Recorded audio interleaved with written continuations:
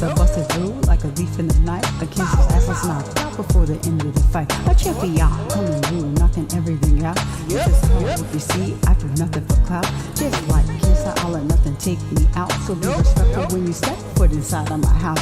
Or prepare to have your ass escorted on out. So hop up out the bushes, wipe your feet, take a seat, and get comfortable and chill with your girl. Survivor speaks, yeah. Hey, hey, hey. Who, what? I'm Survivor speak. What time is it? What time is it? It's time for you to hit that like and subscribe button and turn on that notification bell so you get a notification each and every time that I go live. Yeah, it's Survivor Speaks and it's showtime, ladies and gentlemen. Thank you for being here. Peace, peace, peace.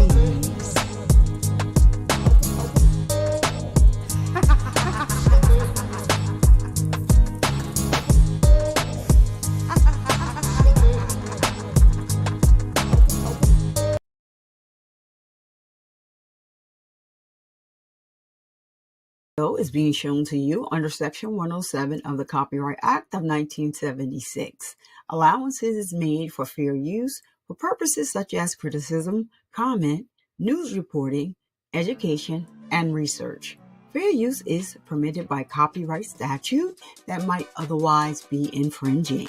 Smash that like button. Let's go.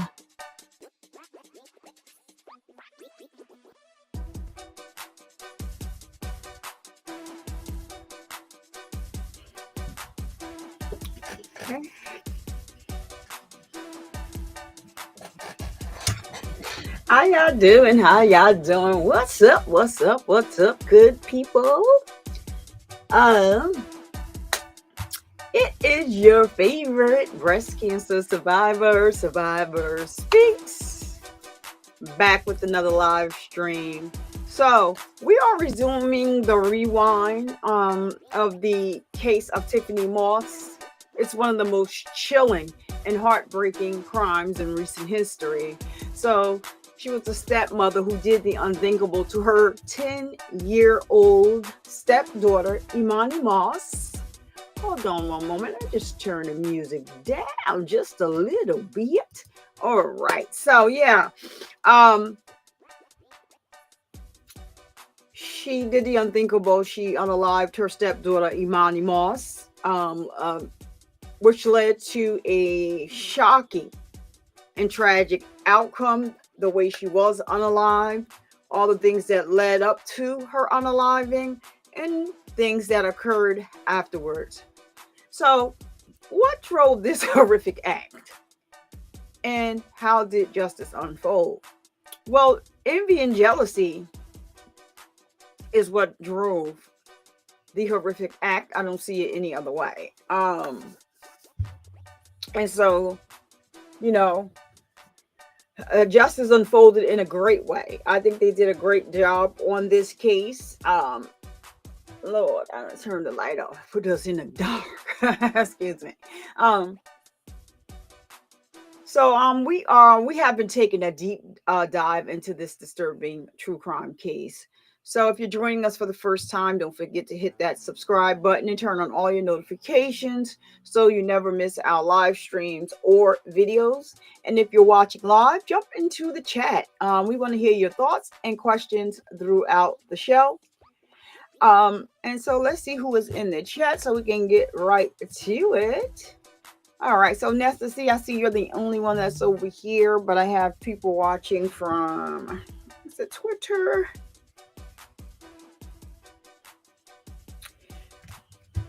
Oh my goodness. Yeah. Some people watching on the Twitter. And so yeah. Thank you all for watching, and for anyone that's to come, I like to speak to everyone verbally. Before I get started, but without further ado, we're going to get right into this video. So we are resuming day 2. Actually, they're moving pretty quick in this trial because the judge is not having it. And the defense, who is the defendant, is because she's representing herself pro se. She's not asking any questions. She has not asked any questions up until this point. She has not cross-examined anybody up until this point, or anything of the sort. Okay, so if you want to know who Emani Moss is, just take a look at the screen.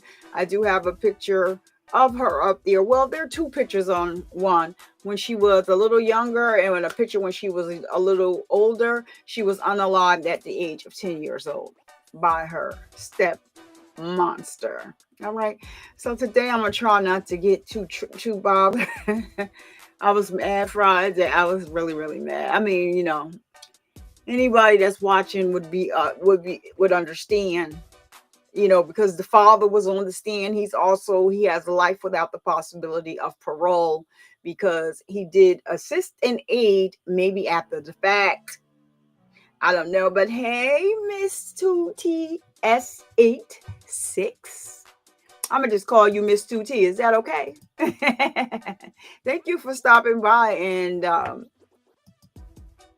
jumping into this with us. I'm not sure if you know what the case is about, but we are on doing a rewind on the case on the unaliving of a 10-year-old named Emani Moss. She's such a beautiful girl. She was unalived by her jealous stepmother at the tender age of 10 and a half.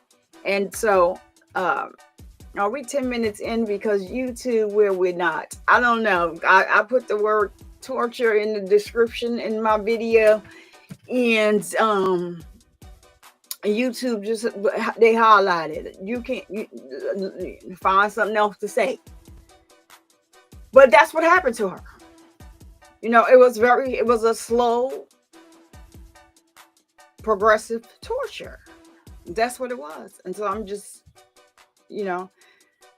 we can watch these cases, but we can't say what it is. Okay, I get it, the red room, but we do choose an option that no, this video is not for children. So I think once we select that it's not, then yeah. Okay, yeah, we are. Yeah, so we're rewinding it. Some people haven't seen it. Some people have seen it, and they are watching it again. I did miss some things, and I saw it during the rewind. So I normally watch cases like 2, 3, sometimes 4. Jodi Arias. I'm not going to tell you how many times I watched that case because y'all probably be like, wait a minute, hold on now, what it? It was just so mind-blowing. So yeah, we're going to get right into it. Anybody that comes in afterwards, I'll speak to them afterwards. And hey, to the people on Twitter or even maybe on TikTok, I'm not sure. I'll check once I get the video started. So let's see who we have on the stand today. Just to let you know, anybody from DFACS, I believe there was a DFACS worker that they that testify. I'm skipping right past. I don't want to hear anything that they have to say. I mean, how many times y'all gonna fail children everywhere? It's just too much. So I don't really, y'all failed her. This girl, we still ain't get to the good part. When you see her in the store buying that linen so that they can bury this baby and make it seem like she ran away again. I said, look at this fool on this surveillance. My God, today. Could you raise your right hand, please? You solemnly swear that the testimony you're about to give in this matter now pending shall be the truth, the whole truth, and nothing but the truth, so help you God. I do. Could you have a seat? Could you tell us your name, please? Sandy Spain. And spell your last name for the record. Spain. Ms. Spain, how are you employed? Gwinnett County Police Crime Scene Investigations in the Identification Unit. Can you tell the jury what What does it mean to be in the identification unit of the crime scene? My title is still a crime scene specialist, so I do go to crime scenes on call on the weekends and the holidays. However, my primary duties are to compare fingerprints, unknown prints to known prints. Sometimes we run fingerprints, unknown prints on the, known database, our APHIS system. But 8 hours a day, most 5 days a week, I'm looking at fingerprints. Right. Is that both for criminal investigations as well as background checks on employees and of possible recruits or possible employees? No, it's just criminal cases. Tell the jury, I know how long have you been with Gwinnett County? I've been with Gwinnett County for 24 years, I believe. I've been in crime scene for 20 years. Tell the jury what qualifications and education you need to become part of the identification section that you do. The Georgia Peace Officers Standards and Training Council certifies us through the state as identification technicians or crime scene specialists. During that certification process, we attend, I believe it's 6 classes, 3 of which pertain specifically to fingerprints. That's latent print development, fingerprint comparison, and fingerprint classification. In addition to that, I've had continuing education classes over the last 20 years to include palm print comparison, complex fingerprint comparisons, distorted prints. Right. Just recently, in the last 2 years, I've obtained my latent print certification through the IAI, which is the International Association of Identification. Yes, heavy. What did it require to get that certification? It requires a certain number of hours. Off the top of my head, I can't tell you how many hours of training, but a certain number of hours of training, a certain number of years of working as a full-time latent print examiner. In addition to that, I had to take an 8-hour test, both written and actually comparing prints. And once I pass that, I'll have to recert every 5 years. And the recertification, does that require retesting or additional education? It will be comparing prints. There will be a test involved, but it's just comparing prints. I won't have to do the written test again.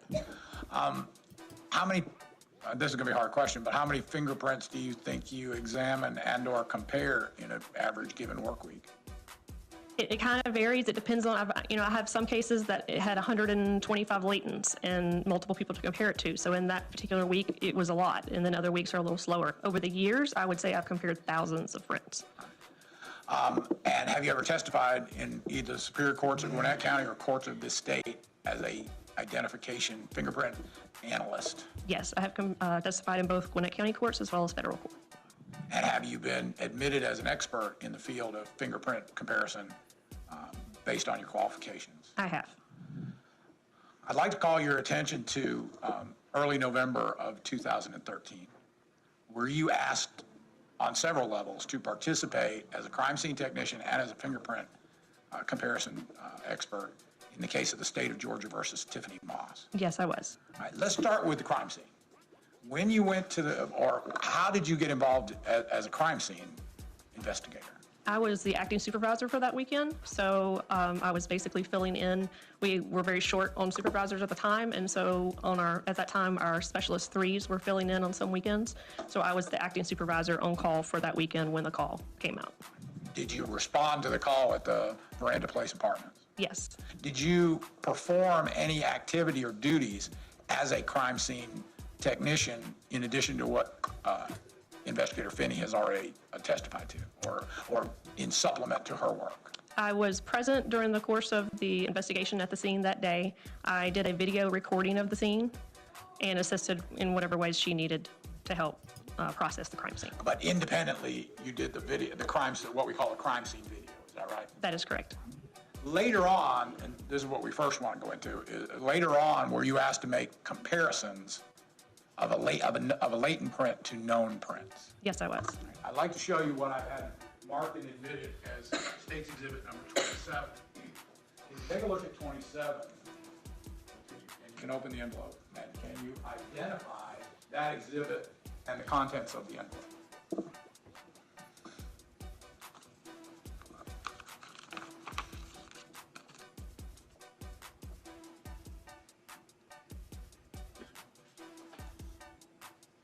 Yes, I can. All right, can you tell the jury what that is?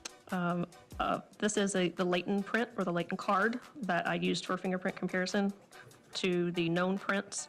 The right hand, these are what we refer to as major case prints because we do both the plain impression, which is just straight down, and then we roll each side, the extreme sides of the prints. These are major case prints, and this was what was used to compare to the unknown or latent print. Right. And can you identify who the major case prints are from? Yes, the name on the card is Tiffany Moss. Right. Were those created as a result of her arrest in this case, or did you already have a source of those? To my knowledge, these were obtained pertaining to this case. There are two of those cards, fingerprint cards. Does it appear that there had been a previous fingerprint taken, or are those just copies? No, this is just part of what we refer to as major case. When we do major case prints, we do what we refer to as a 10 print card, which is just the 10 fingers. And then we do the 10 fingers. We have the right side and the left side. And again, these go a little bit more involved, and they do the sides of the fingers as well. And then we also obtain palm prints, both the left and the right. And all together, we refer to them as major case prints. Other times, we might just obtain what we refer to as a 10 print card. However, in this case, we obtained major case prints, and the major case print was actually the one used for comparison. Okay. I want to walk up to this because I know we have a PowerPoint for you, or you've created a PowerPoint.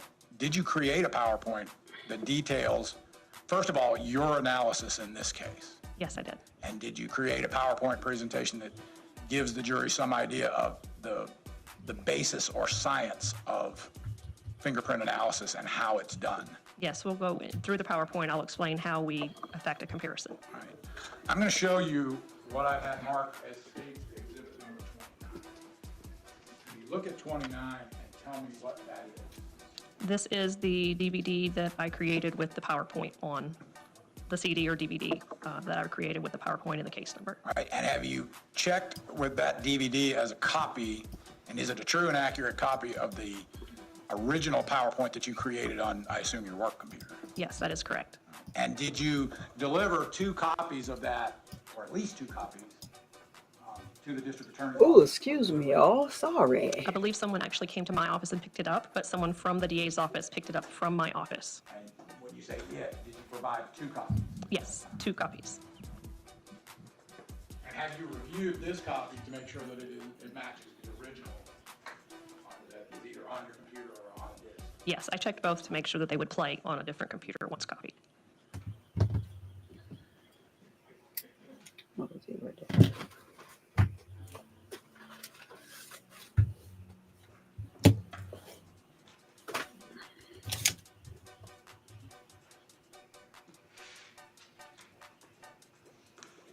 Your Honor, at this time, the state would tender into evidence State's Exhibit number 29, which has been identified as a true and correct copy of the PowerPoint created by crime scene investigator Sandy Spain of the process of how a conclusion was reached in the comparison of fingerprints in this case.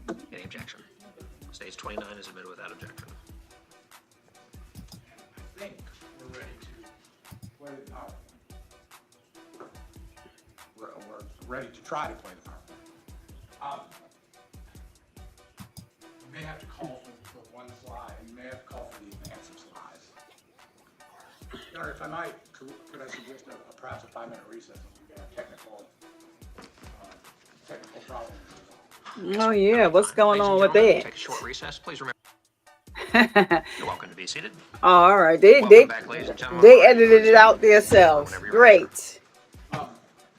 Investigator Spain, we believe, now that you're in control of this, that we will be able to use the PowerPoint. So could you show the jury the PowerPoint that was contained on State's Exhibit number 29 to show the process of how you made this comparison?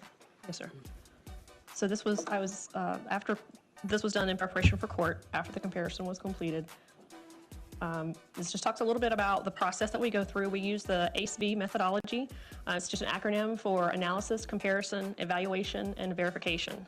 During the analysis portion of the comparison process, we're looking at the latent print and trying to determine was it made by a finger or a palm. That's our first step. Is it a finger or a palm? And then we're going to look at if we can tell a pattern type. Sometimes we only have a partial print and we can't tell the pattern type, but if we can, we'll establish a pattern type. It's what's known as a qualitative or quantitative. Basically, is it good enough for comparison? Is there enough information in this print? Is it clear enough? It can still be a poor print and be a value for comparison. Is it clear enough that I can, in effect, do a comparison to known prints?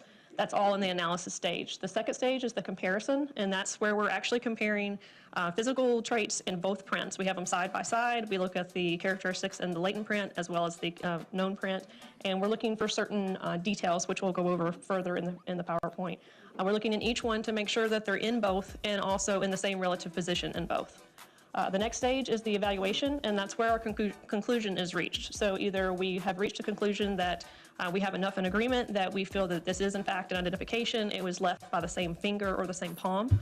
We exclude it because it was not left by the same finger or palm, or sometimes we have an inconclusive result, which just means that we don't have enough information in either the latent or the palm to determine if it's actually identifiable or not, or identified or not.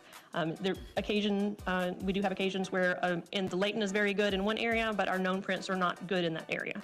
And in that case, we would have to reach it inconclusive. We can't tell you it is, but we can't tell you it's not. So those are just the steps for ACE-V. The verification, is the last stage, and that's just where a second examiner is going to come back and make sure that they are in agreement with what the first person or the first examiner has come to their conclusion. So every comparison we do, whether it's positive or negative or identified or excluded, someone will come behind and make sure that they agree that we come to the same conclusion. And if we don't, then we have to look at it, but that's very rare. Okay, so starting with just kind of give you a little bit of background on the skin. The outermost layer of the skin is the epidermis. This is what has your friction ridges on it. So if you look at your fingers or your palms, you'll see raised portions of skin. These are called friction ridges.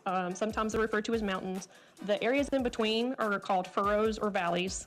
And this is what gives you your gripping ability. So if you didn't have these ridges, you wouldn't be able to hold anything or grasp anything. So these are referred to as friction ridges, and they actually form patterns, as you'll see later in the PowerPoint.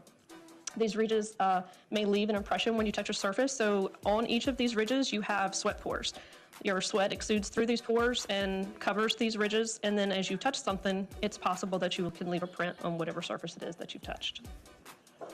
There's 3 areas of friction ridge skin on your body that can leave these impressions: the fingers, the palms, and the soles of the feet. So latent prints, you've heard me mention this term before, and it's basically just a hidden print. It's one that's not readily visible to the naked eye, and requires some type of development, processing to make it a little bit more visible. Sometimes it's not visible at all until we process it with some type of either chemical or powder. There's various physical and chemical methods for processing the latent prints. The latent print in this case was lifted using black fingerprint powder from the exterior side of a metal trash can. Latent prints are not normally as clear as known prints, a known print, again, would be, we know the source of the print. They are inked prints usually, and they're going to be much more clear than a latent print. We have different evaluations, if you will, for the latent prints, and those are, this is, again, something we do during the analysis portion of the comparison process. These are rated as good, average, and poor. So during that analysis phase, we're looking at stuff, and we're going to actually rate the print, and it could be different to each person doing the comparison. But we're going to rate it either good, average, or poor. Latent print number 1 was determined to be a value for comparison. However, it was rated as poor quality. Known prints are controlled recordings of the individual's fingerprints or ink, and they're usually inked or digital images. So there's 3 basic pattern types. Remember we talked about the friction ridges that create these patterns. The 3 basic types are your loop, arch, and a whirl. And then on these ridges, we have minutia. So the ridges will be traveling along, and then they change a little bit. So some of what we refer to as minutia, these are events along a ridge path that include bifurcations, ending ridges, dots. These are just a few examples. There's others as well. But a bifurcation is the point where a single ridge splits into 2 ridges. So you can see, the pointer doesn't work very well, but you can see in the blue highlighted on the right-hand side at the top, you have one ridge that splits off into 2. You have an ending ridge is just a point where a ridge abruptly stops, so it's just traveling along and it just stops. And then you have short ridges, which is a single friction ridge, which begins, it travels a short distance, and then it ends. Again, these are just some examples of minutia and what we look for when we're actually doing the physical comparison. So it's up to each examiner as to where they start their search for points. Sometimes we'll call that a target zone, what jumps out at us and something that we can see and we go back to multiple times. So once the starting point has been established, the examiner is going to look for additional points of minutia, the bifurcations, the ending ridges, etc. The points of minutia should be noted in the same general location or relative position in both the latent and the known. Again, this latent print was processed with black powder. The print was determined to be a whirl, and it was determined to be of value but poor quality. So this is going to be the picture of the front of the latent card on the left and the back of the latent card on the right. You can see that this is after the comparison was done, so we've written on the back of the card. This is a cropped and adjusted image of the latent print that was obtained from the metal trash can. This is just a scanned image of the major case prints that were obtained from Tiffany Moss. The cropped image is that the right index is what we identified the print to, and so this is just a cropped image of that right index finger. So the slides I'm about to show you are just an example of how we affect the comparison, and they've been cropped and aligned. The contrast has been adjusted in the latent image just to make it a little bit more pleasing to the eye, made it a little bit darker. The following slides that you're going to see, the latent print is on your left, and the known print will be on your right side of the screen. So looking at these two images, they're cropped and aligned. The latent again is on your left, the known will always be on your right. Okay, so the target area that I started with or the starting point is the short ridge highlighted in blue. It will be on the lower right-hand side of the screen or of the image. Both ends of this short ridge have been marked with a red dot, and moving one ridge to the left and up, I've indicated with the yellow arrow to try to help you see it. There's an ending ridge highlighted in blue. The yellow arrow covers the blue a little bit. But from this ending ridge, you're going to move two ridges to the right and up, and there's a bifurcation. Remember, we talked about the bifurcation was one ridge that split off into two. That's highlighted in blue.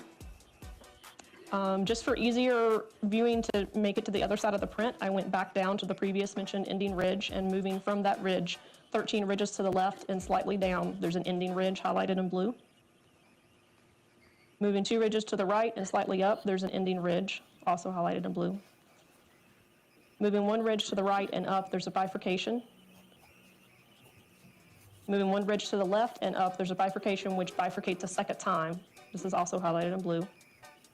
From the second bifurcation, which I marked with a red dot, moving four ridges to the right, there's an ending ridge, which is highlighted in blue. That's just an image of all the points that we've talked about that are highlighted, or I'm sorry, marked in red. And this is just a side-by-side image showing the latent print and the known print and the points of minutia that have been identified with red arrows, I'm sorry, red lines and the numbers.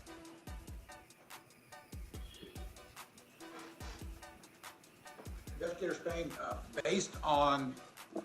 first of all, based on both your training and experience and the examination that you have just explained and illustrated, did you reach any conclusion as to whether or not the latent print that is contained on the galvanized belonged You are to absolutely or was left by the defendant, in this case, Tiffany Moss? Yes, it was identified to the She's an idiot, right savant. index finger of Tiffany Moss, and the major case prints were the ones used to. She's foolish.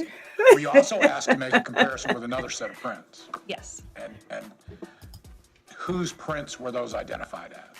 Emani Moss. And was it, when you made that comparison, That baby in dead. any of the examinations or any of the evidence here, were Problems. you able to locate a latent print that belonged to Emani Moss? No, we did not.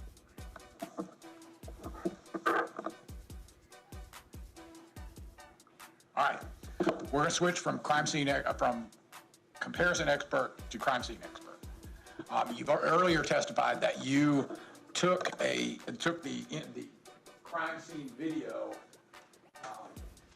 as part of your duties as the acting supervisor that day. Is that right? That is correct. All right, and can you explain to the jury, there's a technique to creating a crime scene video, isn't there? Basically, it's just an overview so that people, such as jurors, can see what we saw when we first got to the scene at the crime scene. So it's an overall general documentation. The pictures tend to be a little more detailed, but it's so that people that maybe were not at the crime scene can look at it, see it, and get a feel for what we saw. And we try to do it in a methodical way, starting with the outside, and if there is an interior scene, moving in. All right, and is that what you did in this case? Yes. And so what I want to show you Period. is what I Period. marked as State's Exhibit number 28. look at that and identify it? Yes, this is going to be the copy of the video, crime scene video, on a CD that I made. And does the camera have a memory and then Period. video, or does it record on a disc? It records to a memory card, and then we upload it Period. to our Foray system, which is our documentation system for pictures and videos. And I made a copy on the DVD. All right, now the red tape on that case, on that jewel case, is that, did you place that there, and was that item placed into evidence? Yes, it was. I placed the tape and put my initial. Hey, my love, Just Lee, how are you? How are you? Thank you for joining. Miss Tuti, you are hilarious. If y'all hear me laughing, I'm just laughing because, yeah. So I like this one. You forgot that you forgot the clown defended herself. All she did was take notes. She didn't take no notes. She didn't take no notes, Miss Tuti. She was over there doodling because she didn't want to make eye contact with anybody. But when Emani was on the stand, she was sitting there right. I love you. You love me. You're on the stand and we're still married. That's the only time she wrote something. But other than that, you can't tell me she's sitting over there doodling. But I do believe that she had a strategy that backfired. I think she thought that she was smarter than everybody. I don't know if she's really speaking to anybody on the, that was at the jail where she was being held before going to trial. They have the lawyers in jail, the public pretenders, and they have the whole law library. So I think she was trying to set this case up for the appeal. But my God, today, he sits high and looks low. So yeah, just yeah, she was drawing clouds. But just January of 2024, the judge said, hell no. Because we saw you on that video buying that bed linen.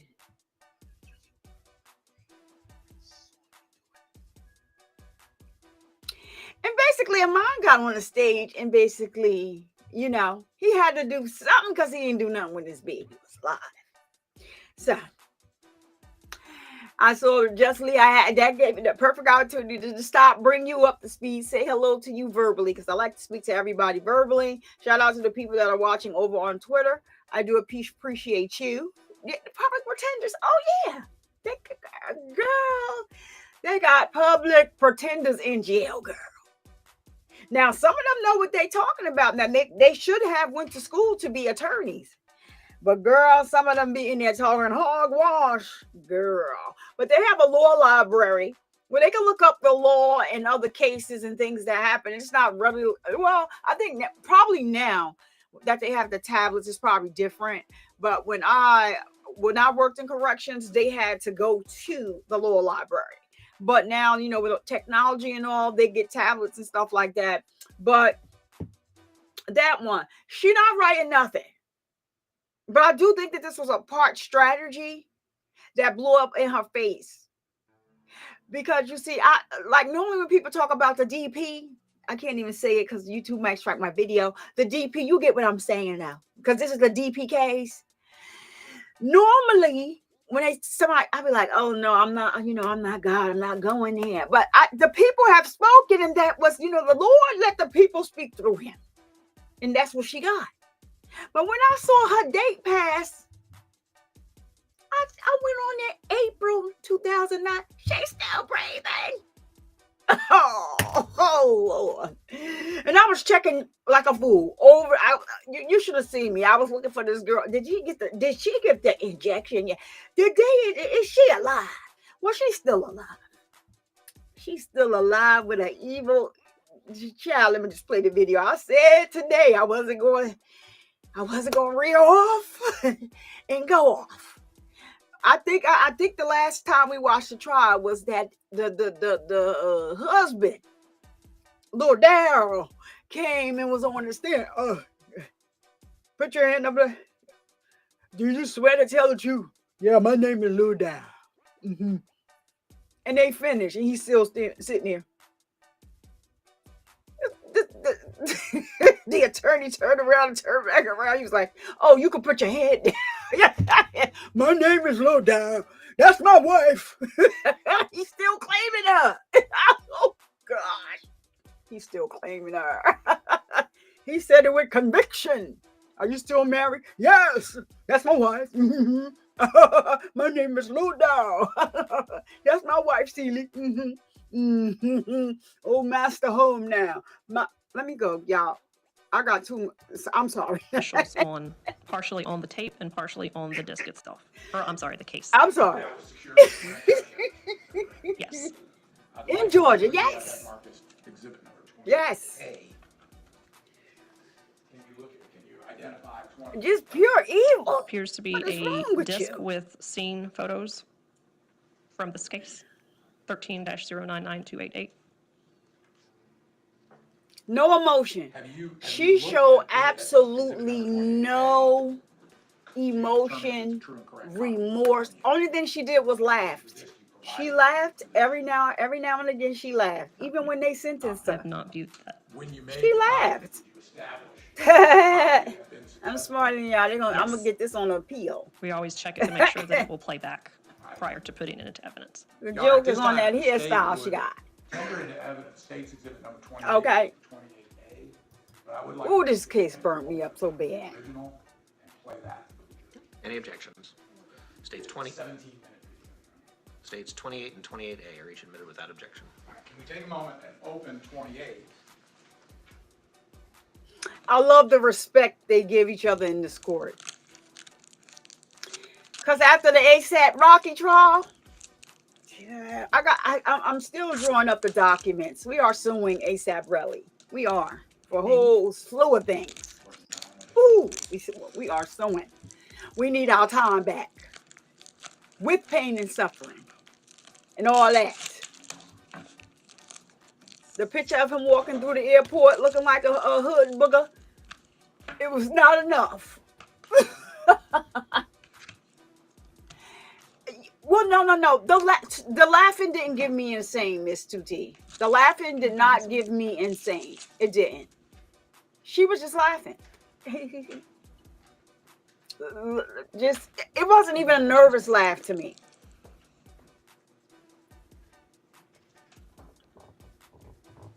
I think she was trying to give innocent, timid, and sitting there like she I would never. Child. Just too much. Is the prosecutor trying to get? The prosecutor looked over there to see what. Ooh, that was slick. What is she writing down?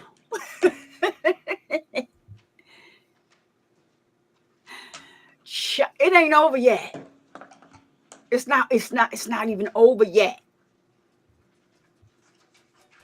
He still got the case open for the 34 mil.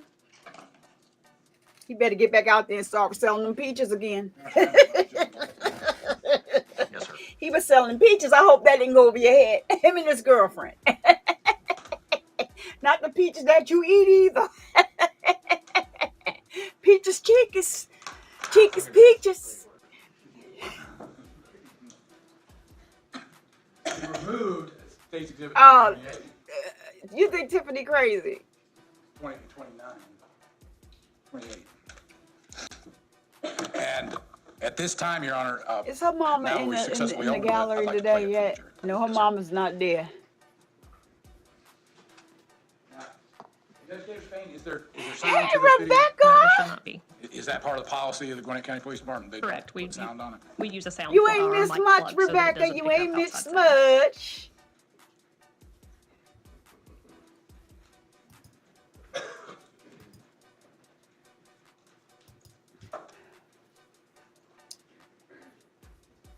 Oh, you did go to the trigger. Now, come on, we wasted. See, I like to fast forward through this stuff, but then I always go too far, so I'm gonna leave it alone.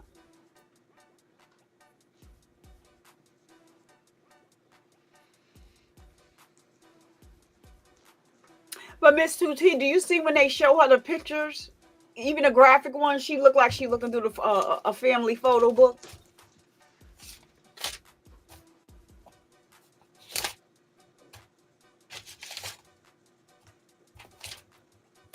Just showing the exterior of the apartment. No emotion, no remorse, just nothing. Blah.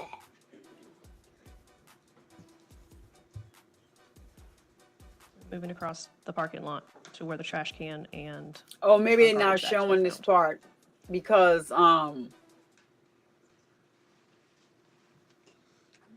Iman definitely. Try to go from multiple angles so that everything is included. But her, she went to great lengths to hide this abuse, and it went too far. I think she been one. She wanted her unalive before. She wanted her unalive. I'm gonna tell you why I think that. Right. She made like yeah. She made me something. I wish. I'm gonna see if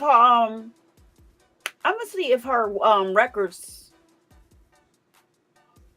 The lid was on the trash are can, so we just in. removed it for documentation. You know, or they probably have them redacted. Oh yeah, because you know what? Support. They're not showing us these pictures anyway. Support council. She has support council in the back of her, so he did try and stand up. Are they there today? Oh yeah, he there. He tried to stand up and say something about make a motion and something that she has some type of brain damage. No, she needs to make that motion herself. And where you get this information from? Show that we're moving from the outside of the exterior scene, and we're going to Yeah, he was to the upstairs apartment. And is Jail straightened out his eye though, because when he first got locked up, his eye was a little. These were possible blood drops that we noticed as we were going up to the Hey, apartment. Black and Bougie. I sure is. I like that. I like the way you just broke that down. And welcome in. It very dark on the video. Welcome. Make sure you hit that like button. But yeah, great way to put that. I'm trying to save both. Listen, y'all come as a package. But that was the facade that she went with at first, like accepting until she had her own children by him. That we found on the side of the apartment building. They definitely are not showing this for a reason, because it is the crime, part of the crime scene where they found Emani. So I understand why they're not showing it. Level. But I saw a picture of his mother when he was testifying. She was just like with her head down, like no way. She was like, no way. But I'm trying to stay calm today, because the other day when we was watching it, I went off the Richter scale, Lord, because if I was his sister, I would have rocked her to sleep a long time ago. Yeah, she would have got rocked. She rocked. Goodbye, babe. Staircase leading up on the tree. Yeah, you cut my nieces here for what? Yeah. Yeah, she would have got rocked.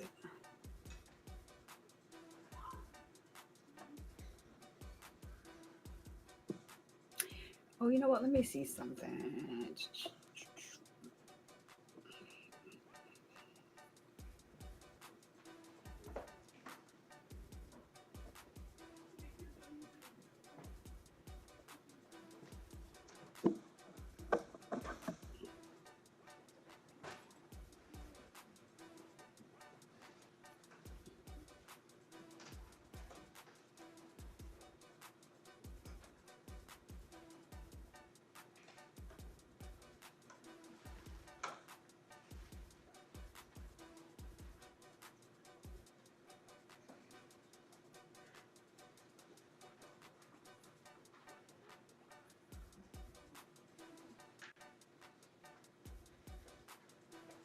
So as you enter the apartment, you're entering into a foyer, and behind the door to the right is what appeared to be a laundry room. You'll see in just a minute, and directly in front of you would be the den or living area.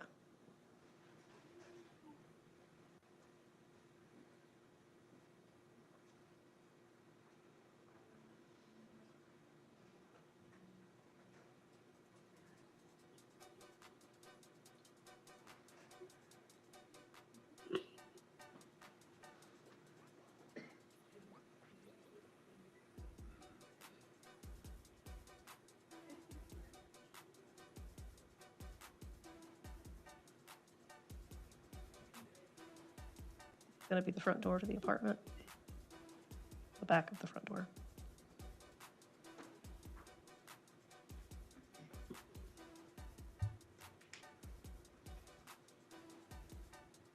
This is the living area. Excuse me, the living area. The door to the patio or balcony.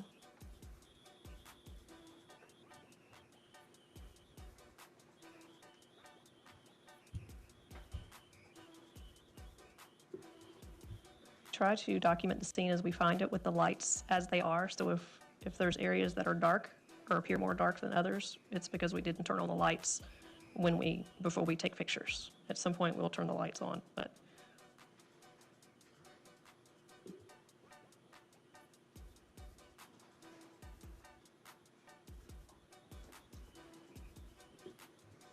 dining room and obviously the kitchen.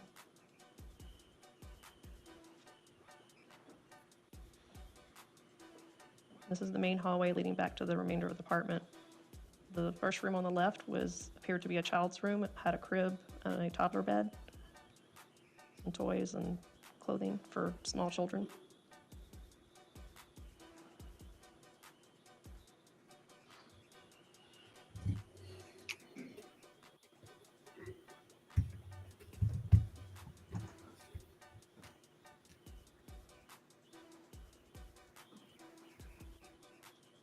Exactly.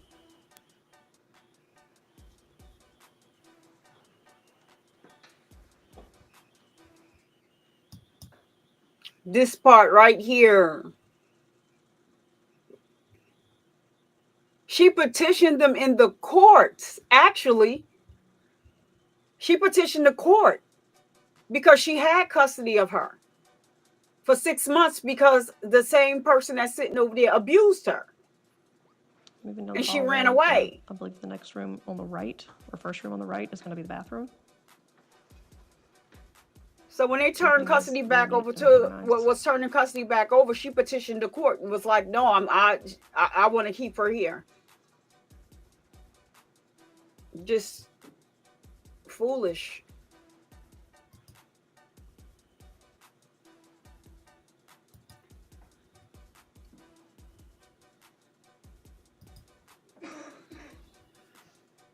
Yeah. When he said that she was trying to say something and she could not talk, I bet you that eats him up every single The day. second bedroom on the left. Because he said she was trying to say something when she was in the bathroom. Now, this was before she was unalived. And he was trying to give her infamy. I'm trying to give her infamy. There were some stains and didn't stuff on the work. carpet, but they're not as visible on the video as they are in photos.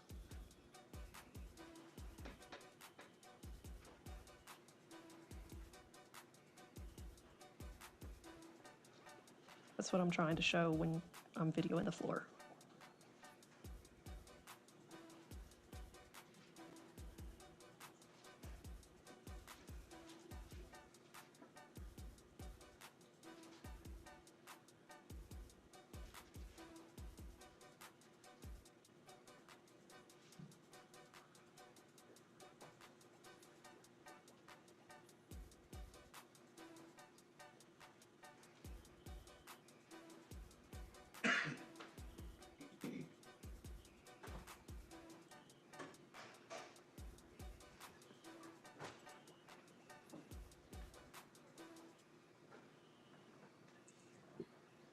Yeah, she had two other children, Tristan and I forgot the daughter's name.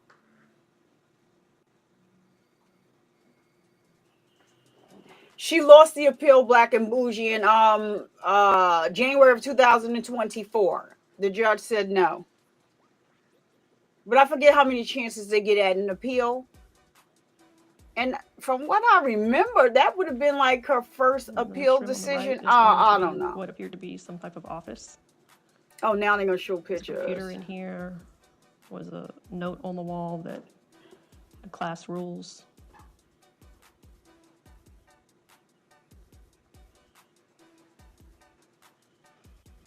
School supplies.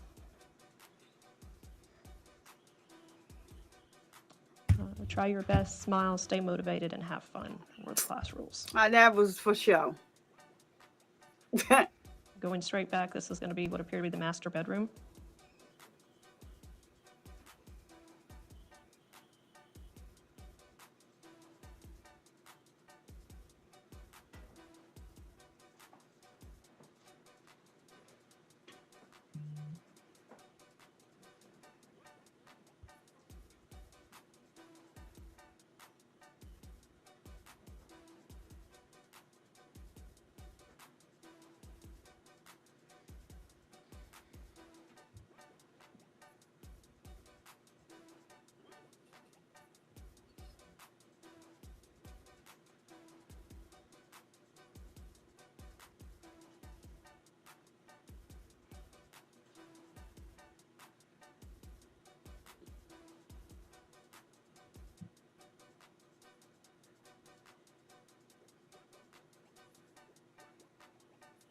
This is still in the master bedroom. There was a small sofa or love seat type furniture.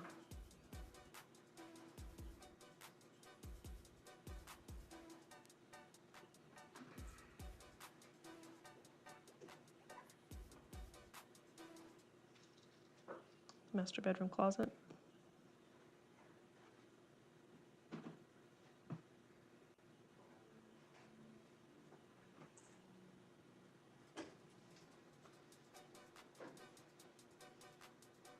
And the master bath.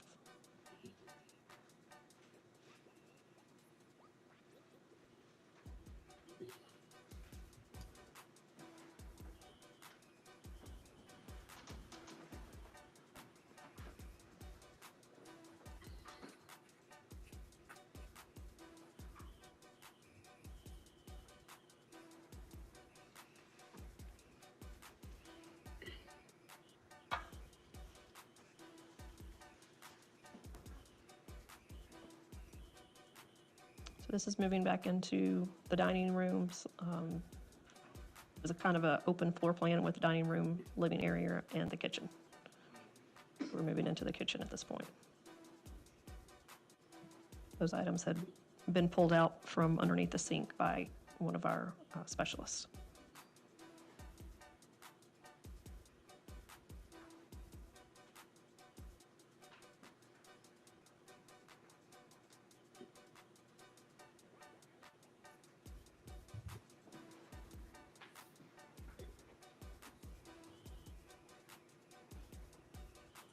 Oh, Lord, Black and Bougie. Come on out and say what you mean.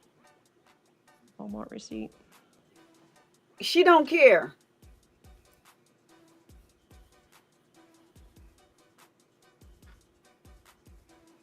That's bedding. Appeared to be unopened sheets. Mm-hmm. Those are sheets she didn't get to put on the mattress. She only drew the spread over it. Pantry. Pantry of unexpired food. Why were you starving that baby?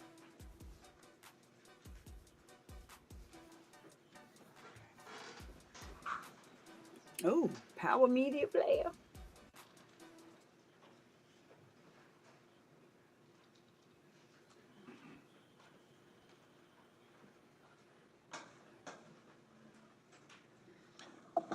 Investigator Spain, that's all the questions I have. Thank you. Cross-examination. May this witness be excused? Yes, Your Honor. You're excused, ma'am. Thank you for coming. Call your next witness. Your Honor, at this time, the state would recall crime scene investigator Ashley Jim.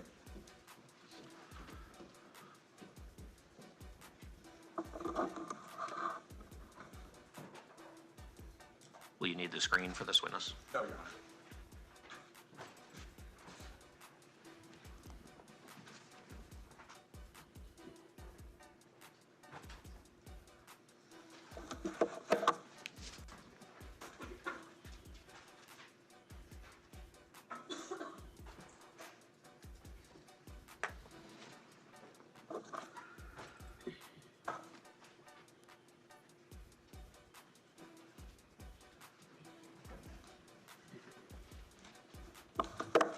just look at her. Investigator Finney, you can have a seat. I would remind you, you're still under oath. Okay. I brought you back to close the loop on fingerprint analysis. First of all, do you know who obtained the original fingerprint, what we call the major case print, from the defendant in this case? Them daggone kids Yes, are probably like robots. Tell the jury what that means when you obtain prints. How do you do that? So in this case, I obtained 3 different kinds of fingerprints from Miss Tiffany Moss. The first kind we call them 10 prints. We use, it's fingerprint ink. It's like a tube of black ink that we put on a slab, and I take the person's hand, roll each of their finger through the ink, and then roll each of their finger onto the card. So I took what we call 10 prints, which are just the fingers. I took palm prints, which are the palm prints, and then I took major case prints. Major case prints are all sides of every finger, including the tip. So on a 10 print card, you primarily just get that, the bulk, the middle main part of your fingerprint. With major case prints, when you get those, you're taking the middle, and then you're rotating the finger, getting the side, rotating the finger, getting the other side, and then also getting the tip of each finger, as well as below the first joint. Right? Then, after Investigator Spain had done her analysis and comparison and reached a conclusion that the defendant's right index finger had left a latent print on the trash can, what was your role in finishing the analysis or the conclusion? For every fingerprint comparison that we do at Gwinnett County, we always verify the results of the comparer. So for this case, I was the fingerprint verification expert. I came in and I essentially did my own comparison, and I came to the same conclusion as Investigator Spain. Okay. What if you had reached a different conclusion? If I had, excuse me, if I had reached a different conclusion, then that would be documented through paperwork. There would be reports that would note what discrepancies I may have had, as well as there would be notes on the fingerprint cards themselves. Is it the policy of the Gwinnett County Police Department that you're not prepared to offer testimony of a match unless the analysis and the verification match? Yes, they must match. And if you had disagreed, no one from Gwinnett County Police would be here to testify about a fingerprint match. That's correct. Thank you. That's all the questions I have. Cross-examination. No questions, Your Honor. May this witness be excused. One last question, Your Honor. Do you see the person you took actually prints from here in the courtroom? Yes, I do. Can you point her out? Yes, she's sitting at the table in the purple shirt. That's all the questions I have. Any questions, Ms. Moss? No questions, Your Honor. May this witness be excused. Yes, sure. You sound dumb. Coming. No questions, Call Your your next Honor. witness, sir. Ms. Jones is going to do the next witness. Thank you. State roll call, Officer Divisiak.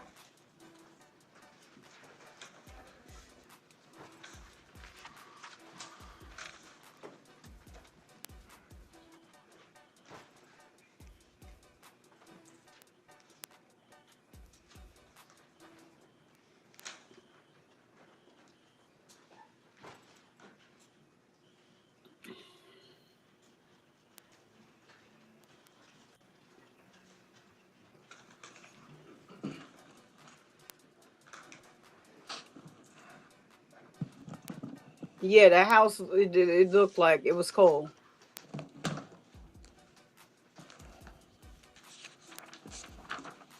He coming there whipping out his papers. Raise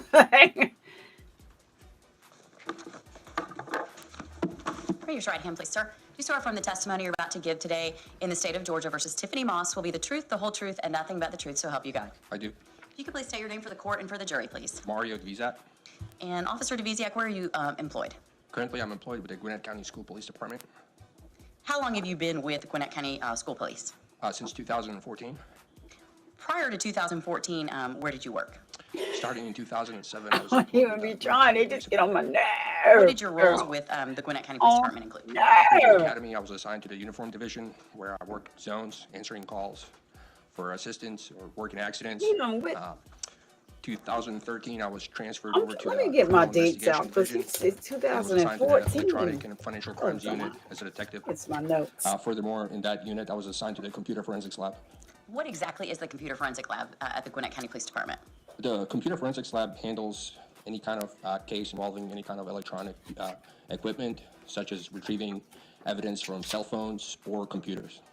Did you actually receive special training in order to complete that type of analysis? I received training to obtain or extract data from mobile devices, such as cell phone or tablets. Oh, Where did we you obtain that type of training?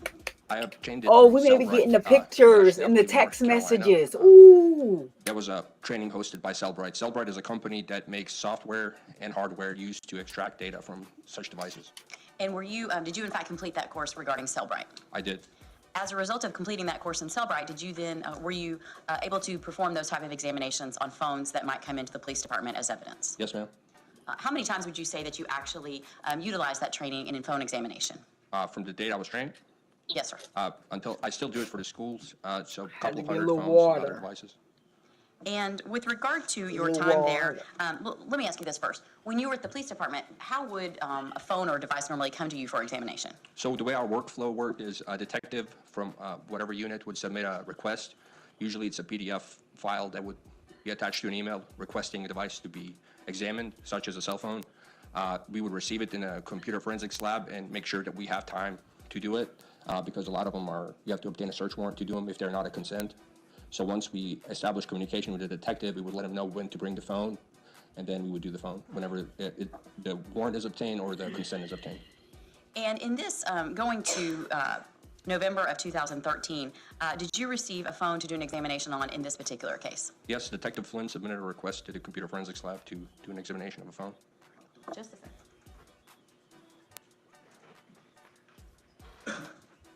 I'm going to show you what's been marked as State's Exhibit 31. See if you recognize this.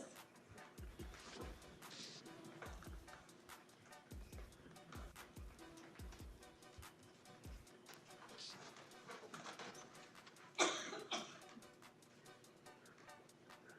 going to show first these items to the defendant.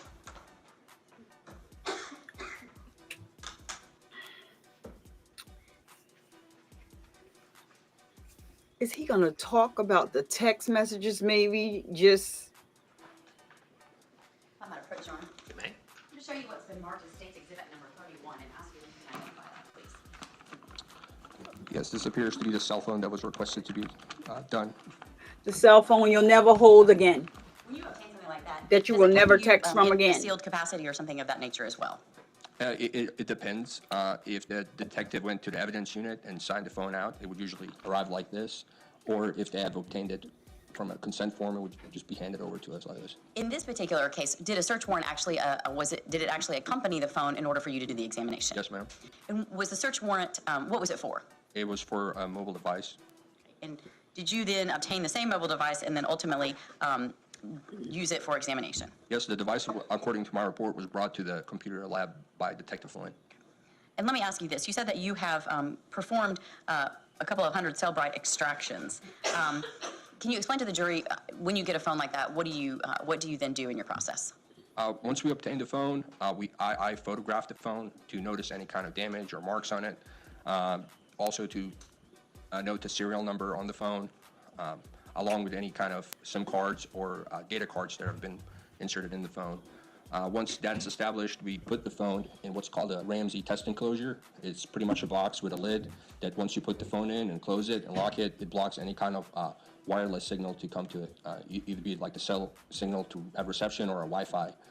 That's mainly to prevent a remote wipe command to be sent to the phone.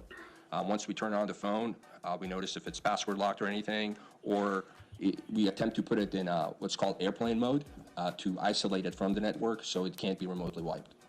Did you in fact do that when you received the phone in this particular case in State's Exhibit number 30? According to my report, I did turn on the phone and place it in airplane mode to isolate it from the network so it couldn't be remotely wiped. And you said that you did in fact recognize what is State's Exhibit 30, or excuse me, I should say 31. Yes, ma'am. Correct? And in State's Exhibit 31, what does that appear to be? It's a Samsung cell phone. The model is SPH-D710. And was that the phone that you received from Detective Flynn in this particular case? Yes, ma'am. Did you have any knowledge to who that phone belonged to? No, ma'am. Okay. And is that typical in cases? Yeah, we in a computer forensics lab don't really get involved with the case and like who the phone belongs to or what the case is about. We just handle the evidence that's brought to us and try to extract the data from whatever device. And State's Exhibit number 31, bag, but the contents on it appear to be that phone in different pieces. Were you the individual that actually took that particular phone apart? Yes, so when we photograph the phone, we have to take the back off to see serial number. Most phones, especially at that time, would have the serial number underneath the battery. So to document that what phone we're conducting, we would take the cell phone apart to take still pictures of each component. Did you in fact do that in this case? Yes, ma'am. Okay. And then once you had completed taking those photographs, did you then put the phone back in the bag as it is now? Yes, ma'am. Did you in fact do the examination on that particular Samsung phone? Yes, ma'am. And was it a Cellbrite examination that you are trained to perform? It was. Have you testified before based on your knowledge and skills in Cellbrite examination and phone examination? Yes, ma'am. Have you ever been qualified as an expert in the field of mobile forensic examining? Yes, ma'am. Your Honor, this time I would tender him as an expert as a mobile forensic examiner. Any exception, ma'am? He'll be so qualified. Okay. Investigator Dvizak, if you could explain then, you said that you put it in the box so that it can't be messed with remotely or from the internet. Once you've done that, what is the next step that you do in the process? So once it's in the box and we have powered it on and we were able to place it in airplane mode to isolate any kind of signal to be sent to the phone, we would open the box up and connect it to what is called a UFED device. It's a universally forensics extraction device. Pretty much what that is in simple terms, it's a standalone touchscreen computer that has cables that are provided with it that you would connect the phone on one end and a USB device on another to conduct the extraction. Once you do that, what exactly are you looking for at that point? Well, how the process started is you have to figure out what phone model it is, and on the touchscreen you select the manufacturer and what kind of extraction you want to do. In this case, I conducted what is called a physical extraction, and that extraction is pretty much everything that's on the phone. Depending on the phone model, sometimes it does not have the option based on the security that was designed for that phone to select like physical, so you would only get a limited. But in this case, we were able to select the physical option, which gave us from first 1 and 0 to the last 1 and 0. What does that mean when you say that? So all the files that are on the phone were able to be extracted. There were no limitations. Okay. And sometimes when you said that phones have certain security options, I know a lot of people hear about these things, like certain iPhones or things like that. You're not able to get all of the information and extract all of the It information. will not let you get system files, for example. It will just let you get the data files. And what's the difference between a system file and a data file? Well, a data file would be something like a text message or a picture generated. A system file would be something that's proprietary to Apple, like their files, their operating system files. In this particular case, though, the phone you were examining was a Samsung, is that right? Yes, ma'am. Were you able to then, in fact, extract all of the information that was contained within that phone? Yes, ma'am. And what did that actually include? Everything that you would generate on the phone, including text messages, pictures, videos. When you say, and a lot of times people have things on their phone, and then they may delete it. Are you able to determine whether or not there are any deletions? Yes, on most devices, we're able to retrieve deleted text messages, pictures. Were you able to perform that and actually do that in this particular case as well? Yes, ma'am. So when you did your report and your analysis, did it then in fact contain everything that was on that phone as well as items that potentially had been deleted? To my knowledge, yes. When you extract all of that information, how is that saved and how do you process it? So how the process works is, like I said, we use a UFED, which is a standalone computer with a touch screen. We would use a cable to connect the phone to it. You only are able to connect it on one side, and that side has what is called a write blocker, meaning that the computer can't send any commands to the phone to alter the information. All it can do is read the phone, so no writing is to be done to the phone. So the computer sends signals to the phone to start extracting the data from the phone. On the other side of the computer, what we usually have is a USB device that's been formatted and cleared, so it wouldn't have any files that could contaminate evidence. It would be a formatted USB that's big enough to contain the files that are on the phone. We would, after the process is complete, we would detach the USB stick, and then I would go back to my workstation where the software that Cellbrite makes, which is called a physical analyzer, exists, and I would insert the USB with the copied image of the phone into my computer. Using this Cellbrite software, the physical analyzer, I would import that image that I've created, meaning the copy of the phone, and then I would load it into the physical analyzer, and it would pull data out of that image. So we wouldn't be working on trying to contaminate the phone, we would be working on a copy of that phone. So, in other words, and you said that when you plugged in the one cable and you do that, you say that so that you make sure that there's nothing that can contaminate that. Is that so you, the examiner, cannot add or delete anything to the contents of that phone during the examination? Yes, the process is automated. Once you click go, it starts making the copy. You're not able to do anything such as add files or remove files. It's an automated process. And did you follow that process in this case with the examination of that phone provided by Detective Flynn? Yes, ma'am. When you said that you took it to your computer and you had a copy of that particular, you worked from the copy, is that right? Yes, ma'am. Okay, as you just said.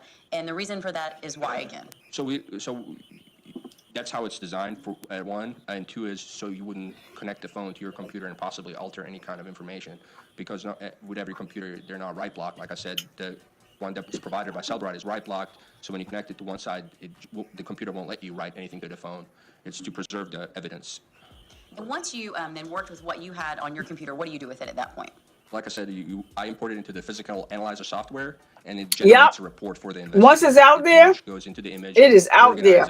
All of they the can get it back under different categories, such as pictures, videos, messages, passwords, whatever it's able to pull out of that. Are call logs also included in that? Yes, ma'am. And when I say call logs, would that include incoming calls? Incoming and outgoing. And would it include missed calls? I believe so. And once you complete that analysis and that report is generated, what do you then do with that report? I usually burn it on a disk or a USB, depending how big the file is. Some reports are bigger than the other. And I believe in this case, if I can, optical disc, so I burned it on a DVD for detective. I'm going to approach again, and I'm going to show you what was previously marked as State's Exhibit number 30, and see if you can look at that and just recognize that. It appears to be the DVD that I burned for Detective Flynn. Okay.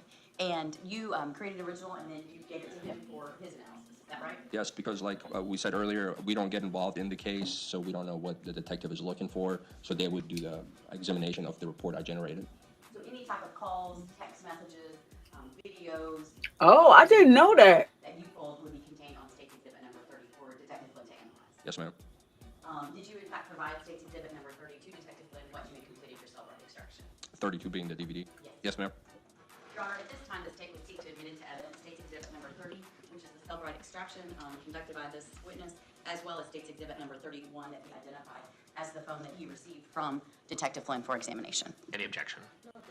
States 30 and 31 are each admitted without objection. No Officer, objection, did Your that Honor. complete your role in the investigation in this particular case? Yes, ma'am. After conducting that and returning the phone and the DVD at the same time to the detective, yes. FaceTime That's all the only. questions I have. Thank you, sir. Cross-examination. Don't trust that either. May this witness be excused. He may, Your Honor. You're excused, sir. Thank you for coming. All right, ladies and gentlemen, it's about 5 o'clock, or at least close enough to it that it doesn't make sense to really start with another witness. So we're going to go ahead and recess for the day. I'll remind you of those I instructions. wonder what they be Do not saying discuss in the case that, with anyone. Do not allow anyone else to discuss the case with you or in your presence or hearing. Do not even The discuss court the case reporter. amongst yourselves. Do not attempt When any she be independent talking to research the thing, or I know she's investigation into any aspect of the the case. Do not read or listen to any accounts of the case that might appear in the news media. Once again, we'll be looking forward to getting a 9 o'clock I start know she the tomorrow court morning, which means reporter, that and she'll that's follow what the same they reporting use. But procedures it's as just we've been using the first up time to I this saw point. it, just looked Have a weird to pleasant me. evening. You can go out with our bailiff. Look, she tired like she got somewhere to go. You ain't got nowhere to go. Sitting there, right? Eeny, meeny, miny, mo.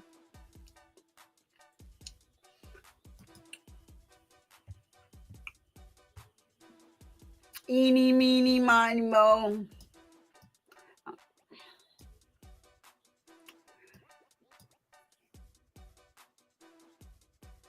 Did we catch her walking in?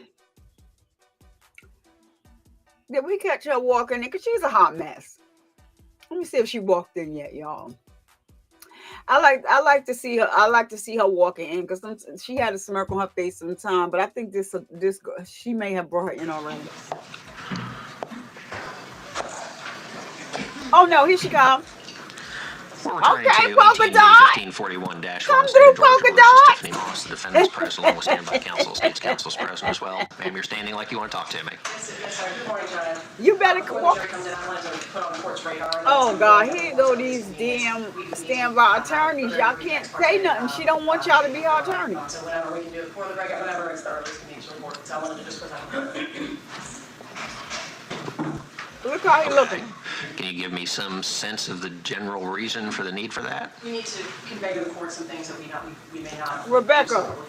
Your Honor, that's not the purpose of an ex parte hearing, first of all. And second of all, the defendant Oh has Lord. an ex parte hearing, and she is acting as her own counsel. They having an ex parte meeting. They had an ex parte meeting. Hold on, y'all. Hold on. They done had an ex parte meeting. See, that's what you get when you all up in there representing yourself. Now, we know what happened in the Young Buck trial about the ex parte meeting. Child, and her standby counsel is trying to keep standing up. Listen, I'm not an attorney, and I know she should have objected so many different times. But she is the smartest tool in the shed, right? So she thinks. So they want to just stand up and make motions. They cannot unless she asks for their help. She don't want y'all help, Craig. So the court does not have to take anything that y'all saying under advisement, okay? I don't understand why they cannot get that through their heads. The standby counsel people. This is the second motion y'all tried to make on her behalf. The way it works is she says, may I consult with them for a minute? I think I may need their expertise. They said the judge granted. She talks to them. They can't just stand up all by themselves, all willy-nilly, making these type of motions. Now, she probably thought that, they ex parte mean they was going to have a lunch, a party or something. I don't know what the hell she thought, but she should have gotten an attorney. So, you saw how the judge looked like. The judge was like, that's her business.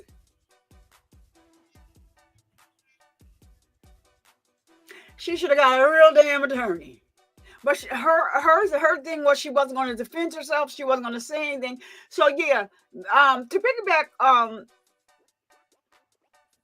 off of what Rebecca said, we all keep, going back to that point when she cut her hair off. And I think that they should have cut her hair off. In the joint. With the plastic knives they get. But they don't get a knife. They get a fork and a spoon. But they sharpen the ends to make it the end of the tip of the spoon or the fork to make it a.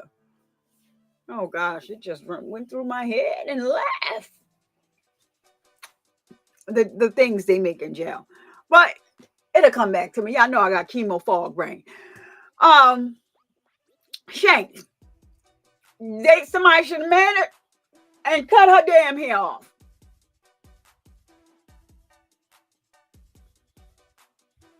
Because she got to braid it down like, looking like,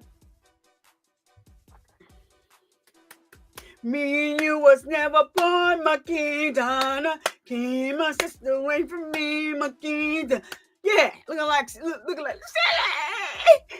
but death can keep me from it. Looking like silly in the face. Hey, I'm the new bow. Did they do that wrong? That's silly. She come here talking about you somebody new stepdad and stepmama. Hey, I'm the new bow.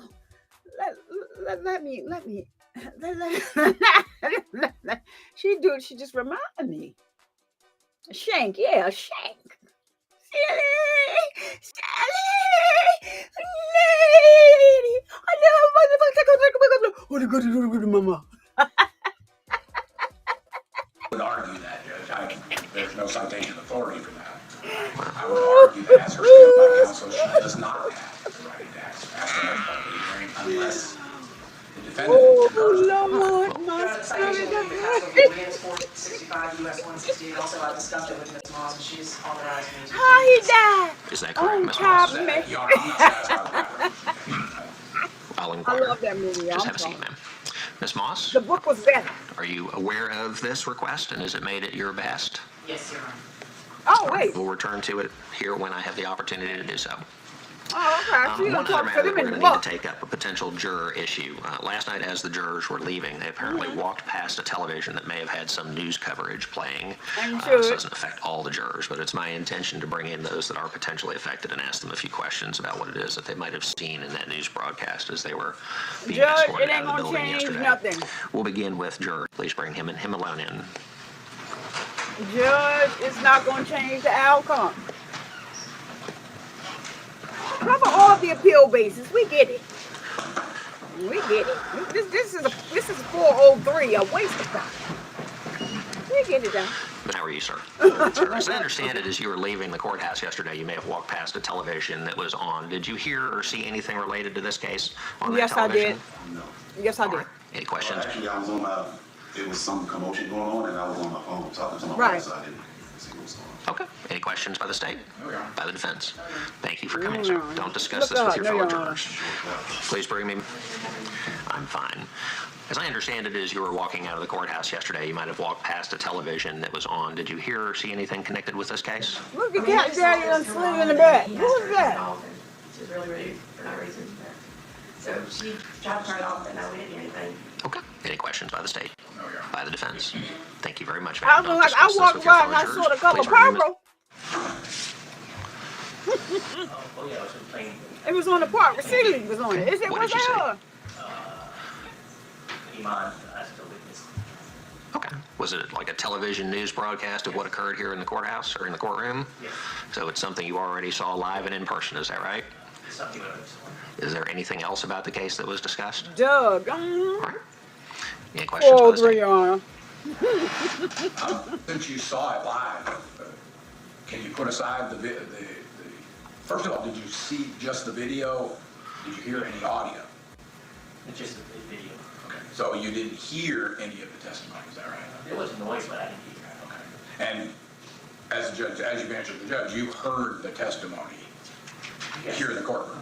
And are you prepared to reach your verdict based on the testimony you heard in the courtroom? Yes. Thank you. Okay, fine, thank you. I understand as you were walked out of the courthouse yesterday evening, you might have walked past a television that was on. Did you hear or see anything connected with this case? Okay, thank you. Any questions by the state? No, Your Honor. By the defense? Thank you. Yes, What did you see? it was a news report that stated that the father had testified this morning. Okay. So it was something that you'd already seen here live in the courtroom, is that right? That is correct. Were there any additional comments other than that he'd testified? Not that I remember. What I remember about it was that the bailiff asked him to turn the TV off, and then I guess the sheriff, she got a little antsy with it. That was what I remember most about it. You understand that whatever you might have seen, there's not evidence, and your oath requires that you decide the case based on the evidence presented here in the courtroom only. You understand that? Yeah, Your Honor, yeah, Any questions by absolutely. the She's state? guilty. By the defense. Thank you. I'm fine, sir. Thank you for asking. I understand as you were leaving the They would've courthouse kicked yesterday, me you off. might have walked past a Yeah, television she's that was guilty. on. Did you hear or see anything related to this case? Only thing that I hear. So far, we're right on track. She's guilty. The father was going to testify, that's all. Okay. So something that you already saw live and in person here in the courtroom, is that right? Yeah, and then he asked to turn it off, and she turned it on and turned it off, and we turned the other way anyways. Okay. Everybody did. And you understand your oath requires that you make any decision in this case based on the evidence presented here in the courtroom and in the courtroom only, is that right? Okay. Any questions by the state? No, Your Honor. By the defense?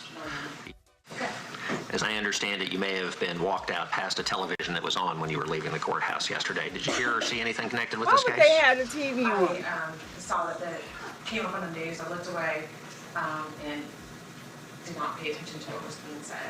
In fact, I did the little la la la la la, so I wouldn't hear it. So I knew that it was on there. But you didn't obtain any information about this case, is that right? You understand that had you would still be making your decision based only on the evidence presented here in the courtroom, correct? That's correct. Okay. Any questions by the state? No, Your Honor. By the defense? Thank you. I understand as you were walked out of the courthouse yesterday, you might have walked past a television that was on. Did you hear or see anything connected with this case? Just a highlight that was about this case. Okay. What do you remember? About what I saw on TV? Yes. Not much. Okay. Was it anything that you hadn't already seen here live in the courtroom? Nothing. Okay. Do you understand that had you seen anything else, your decision in this case could be based only on the evidence that you saw presented here in the courtroom, correct? Okay. Anything for the state? No, Your Honor. Thank you. For the defense? Thank you, sir. Don't discuss anything on behalf of the state in connection with this in any respect? No, Your Honor. For the defense?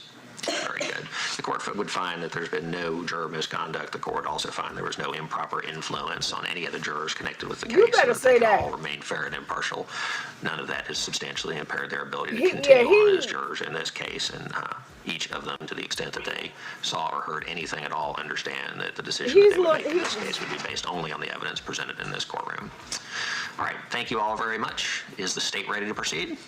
Yes, Your Honor. Is the defense ready to proceed? I Will you don't need even know the what this is. TV monitor for this first witness that you're going to call? No, Your Honor. Okay. I'll turn it off then. please bring our jury. Judge Hutchinson, so glad he got control of You that may be little seated. Thank you TV. very much. Good morning, ladies and gentlemen. Welcome back. It's good to see each of you. We're ready to resume with the trial of the case. Mr. Porter, call your next witness, sir. The state will call investigator Chris Ford.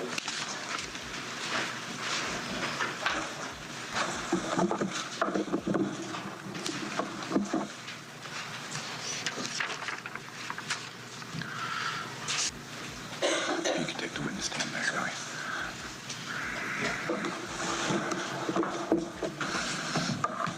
If you would raise your right hand, please. Do you solemnly swear the testimony you're about to give in this matter now pending shall be the truth, the whole truth, and nothing but the truth, so help you God? I do. Have a seat and make yourself comfortable. If you could make sure that you speak loud enough for the jurors to hear you and everyone in the courtroom. First of all, can you tell me your name and spell your last name for the record? Christopher Ford, F-O-R-D.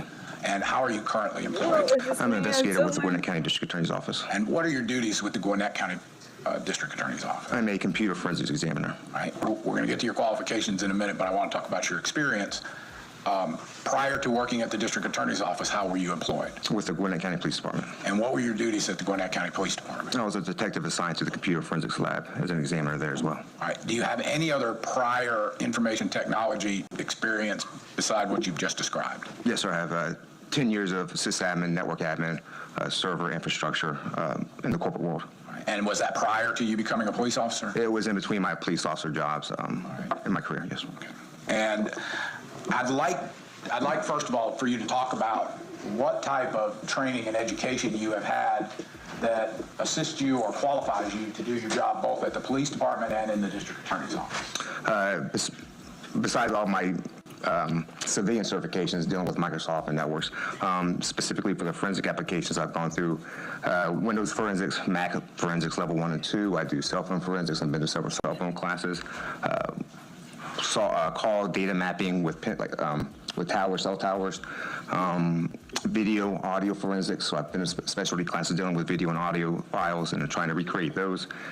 And then every year I go to at least 2 to 3 classes, just either recertifying in what I know or learning new technologies out there. All right. Are there?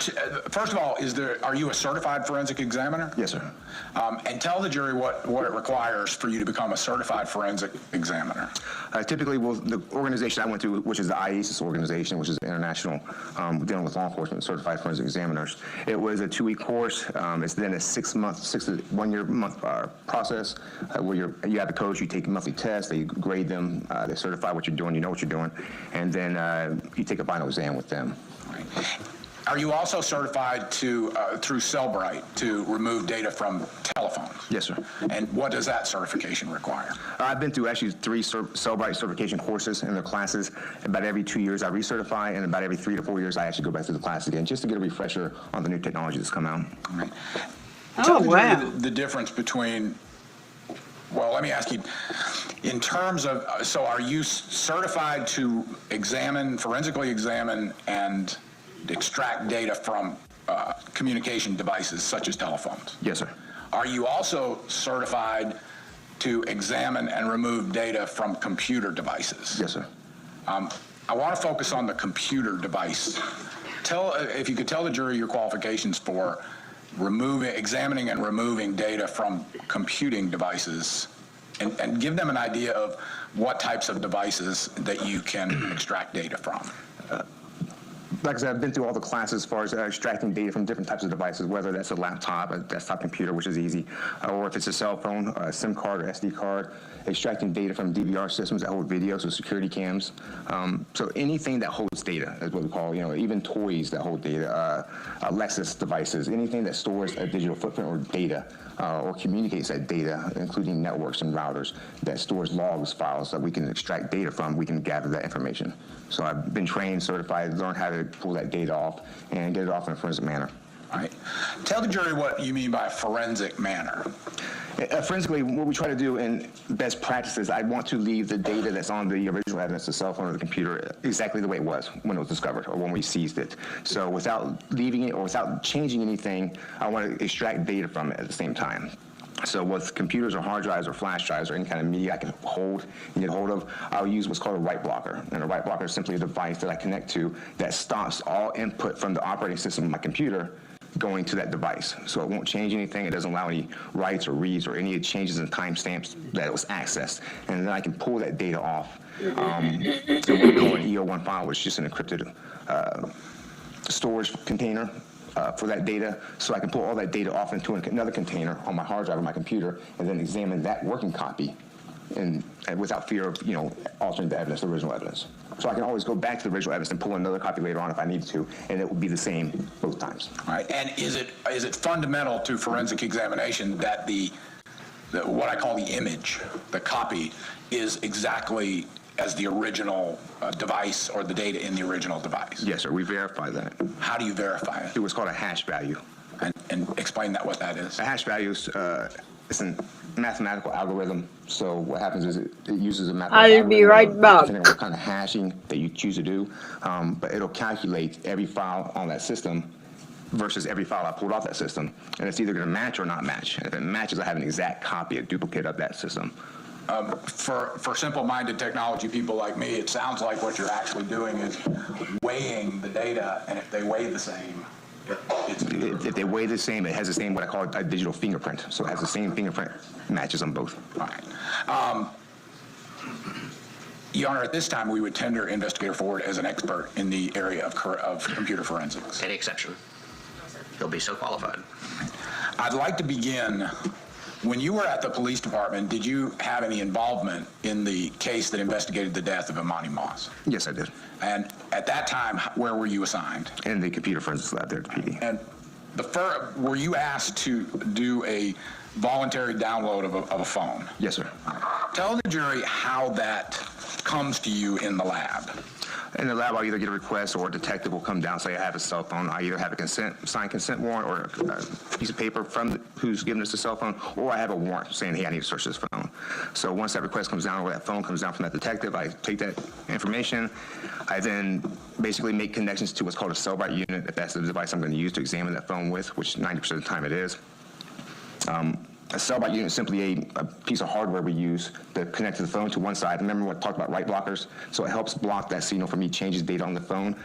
So I connected the phone to one side of this device called a Cellbrite unit, and then on the other side I have a hard drive or a flash drive where it's connected to my computer, and I extract that data from one side, the cell phone, through this device into that hard drive where I can store that data from that cell phone. And what are the capabilities of the forensic Cellbrite? Don't commercial carriers use a form of Cellbrite when you go in and buy a new phone and have all your contacts transferred? Yes, sir. Cellbrite, actually, the company started out working with carriers to transfer data from cell phones when you buy a new cell phone. So if you take your old cell phone in, they'll connect it to a Cellbrite unit and transfer your data to the new phone. And now we use iCloud and backups online, but back in the day when we actually took our phones in, they would transfer all our contacts over for us. That's the same thing they used. And then when Cellbrite saw there was a market for a law enforcement application, they created a forensic unit to do forensic applications with. And what are the capabilities of the forensic Cellbrite unit? What can you get? It depends on the phone. So Cellbrite works with the phone manufacturers to pull as much data as they can with the instructions that are written in the code for the cell phones. So I can get everything, including deleted stuff sometimes off the phone, or sometimes I can only pull call logs and contacts, messages, SMS, MMS type messages, calendars, pictures, videos. It all really kind of depends on the phone extraction type. Can you tell the jury the difference Apple between used an to be SMS like, message nope. and an MMS message? Sure, an SMS message is your simple texting. It stands for short messaging service. So that's basic text, nothing else. MMS is multimedia messaging service, so that's pictures, videos. Whenever you send something, as a text with a picture, it's actually sent as an MMS message versus SMS message. Right. And when a picture or an image is sent from a phone, does it remain on the sending device? It does unless deleted. Right. And with the forensic Cellbrite, depending on the phone again, can you capture even deleted images? Yes, sir. Right. I have to show defense counsel a couple of exhibits, but.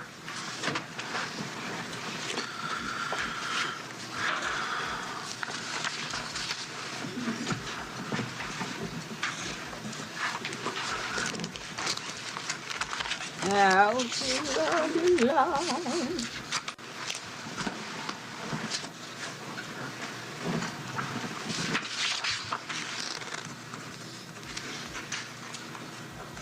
She don't give a damn what's on those pictures. She don't care. And they all the same to her.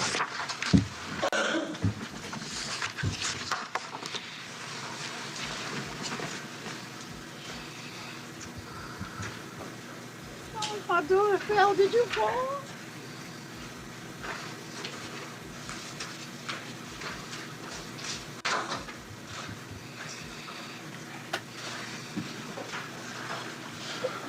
Investigator Ford, I'd like to begin by showing you some items that have been previously admitted and ask you to take a look at those and see if you can identify them.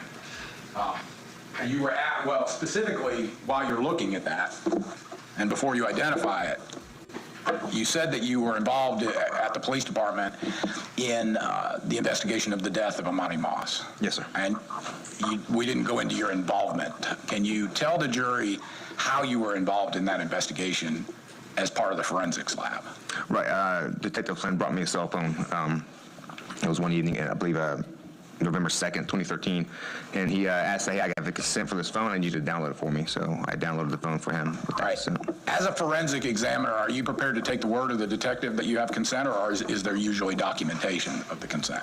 Either or, so usually they'll get a signed document, or if they're there with the detective, or if they're, available, then they can tell me, hey, they gave me consent, and especially if it's on video, if they're interviewing someone. All right. Did you then proceed to do the download of that phone? Yes, sir, I did. Do you recall what kind of phone it was? It was a Samsung, and the model number is SPH L710, which is a Galaxy S3. All right. Did you? So tell the jury how you began your process, and if you could describe how that process took place. Usually I take pictures of the phone, or I take the battery out so I can get the model number, get the exact model as far as what I'm looking at.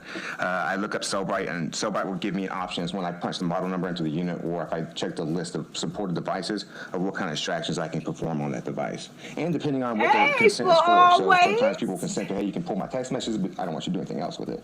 And in that case, I can just pull text messages. But once I find out what the model number of the phone is, I can make the correct connections with the cable type that's required by Cellbrite, and then I connect to Cellbrite, and then I can go through the process of extracting that data.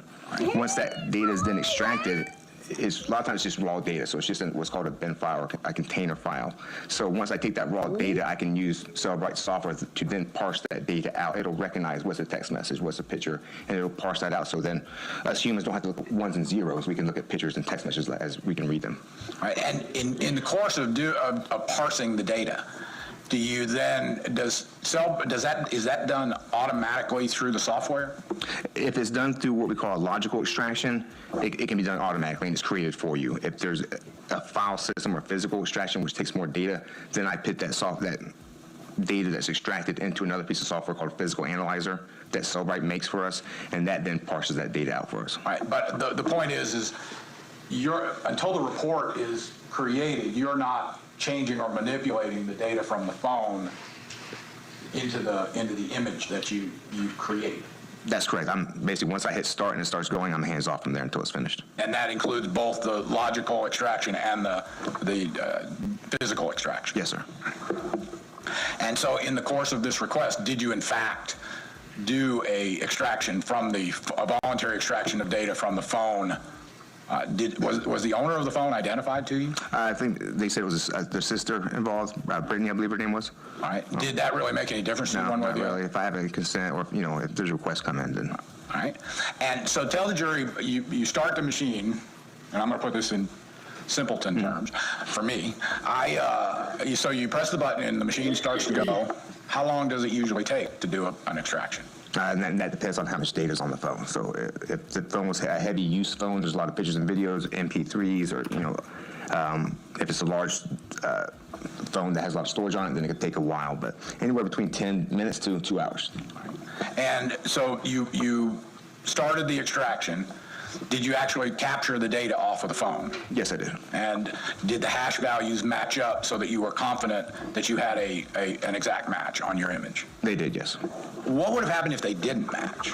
If they don't match, then I have to see if there was a failure in the extraction. Sometimes in the report, the log files will report, hey, I was able to pull all this data except for the counters, didn't pull for whatever reason. And then we have to just account the counter didn't pull, so it's not exact because it's missing stuff off the phone, and it'll tell us that. All right. And so it doesn't necessarily cause you to reject the report. No, because not on a phone. Again, when we talk about forensics dealing with computers, I know I'm going for a one-for-one match off a computer because that hard drive isn't changing. With the phone, I have to turn the phone on. So just simply turning the phone on, it's going to change. It has to, because we turned the phone on. We can't take it from a dead state. We minimize what we do with the phone to make changes, but then once that phone's turned on, it's got to be on. And every time you turn it on, it's recognizing I'm on now. There's a powering event that happens, so that changes a little bit. So we just document what changes when we turn it on. If there's anything we have to touch with the phone, we just document that, hey, I had to make these changes in order to extract this data. It doesn't change the user data that we pull. It's just the system data, hey, I was powered on today. Okay, or a password was punched in. Right, exactly, if we're given a passcode. All right, and so once the data is extracted, where is it stored?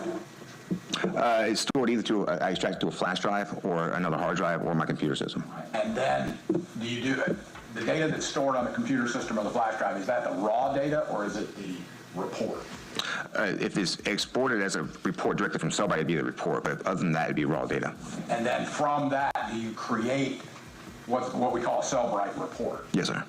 And then you transfer that data onto a disk or a medium that can be brought to court. That's correct, yes. I'd like you to just take a look at State's Exhibit number 2, which has not been previously admitted. And can you identify that, please? This would be the DVD that I created with the report on it. All right, and do you recognize that DVD as the Cellbrite report, the Cellbrite report for the phone that you were asked to download? Yes, sir. All right. Items that I'd like you to take a look at that have been previously admitted. I think, what was he They are basically, yeah, but he has another title. to B, He can to do, C, yeah. and to D. And for the purposes of this question, I'd like you to take a look at those, and can you identify those photographs as coming from the phone that was downloaded on the date of November the 2nd, 2013 by consent? Yes, sir, they were. All right, is there any Yeah, for always, yeah, I forget what his exact title is, but yeah, they just had somebody on right before him, the person that extracts the phone. They don't know anything about the case. They just extract the phone because they requested. I think this guy probably is examine what comes off the phone. So yeah, basically, phone expert or yeah. So basically, it's he does pictures and video. So, because a lot of those picture, what I saw on top is definitely, I think, a picture of her and her sister the day they went to dinner, and Emani was home unalived because they went to dinner for the sister's birthday. She was unalived, and they also Halloween trick or treating with her 2 kids, and she was home unalived. So yeah, he could probably explain in more detail what was found on the phone. There was somebody right before him that they just extract the phone, but they don't look at anything. They just put it on a disc. That's what he had, and they turn it over to, I guess, him to review what they found. But you're correct. It's the same. Oh, look, all the same to me. Yeah, they did phone detective. Nosy ass. Yeah, they doing their job. She's horrible. She's still sitting there with no remorse, no emotion, no nothing. So she did exactly what she wanted to do. And let me go back on, because I said I'm not going to go on, because I was going off the other day. I said, Lord, I let this get to me. I think it was because the father testified, and it really, really, really threw me way over the edge. Boy. Whew. All right. identifying data on that paper that tells you that, or does it just identify the message itself? Well, the messages, are there, and they match up to the messages that I pulled from my report. Okay. So these are MMS messages that match up to the message that I pulled from my report. Right. And so you're confident that those are at least some of the data that was pulled off the Samsung phone? Yes, sir. She was a Samsung girl? First of all, Your Honor, this time we would move to tender State's Exhibit 2 as the original disk containing the Cellbrite report of the voluntary download of the defendant's sister's telephone, which has previously been testified to. Any objection? States 2 is admitted without objection. Having looked at those exhibits, I'd like you to take a look, first of all, at State's Exhibit number 2E. Can you take a look at that and identify it, please? It's a MMS message. And can you tell whether it was attached to any of the other messages that have been previously admitted? It was, because this is from the report, from the Cellbrite report, so it'll sequentially number the text messages. It'll sequentially number the MMS message, the pictures, everything in the report's numbered. So this is number, number 5 and 6. So it's a MMS message with these pictures attached, and then a reply back to that. All right, and in the Cellbrite report, does it list both incoming text messages and outgoing? Yes, it does. Does it designate the messages as incoming or outgoing? Yes, it does. And does it also identify who might be the sender by their telephone number? Yes, sir. Does it also identify either the sender or the receiver by any name that's assigned to them in the telephone? If they're in the contacts list assigned, yes, sir. Let me move on to State's Exhibit number 2G. Can you look at that and identify that? Yes, sir. These are text messages or SMS messages. And are they extracted and digested from the report that's referred to in State's Exhibit number 2? Yes, sir, they were. And are they sequentially in order? Yes, they are. And do they appear to identify either the number where the text originated or where it was sent from? It does. I'd also like to have you look at State's Exhibit number 2F. Can you identify that? These are more text messages. All right. And were they extracted from the report contained in 2A? Yes, they were. And first of all, I didn't ask you on State's Exhibit number 2E, 2F, and 2G, did you extract and prepare those documents for purposes of bringing them to court? Yes, sir, I did. All right. And so tell the jury about extracting and creating those documents. How are you able to do that?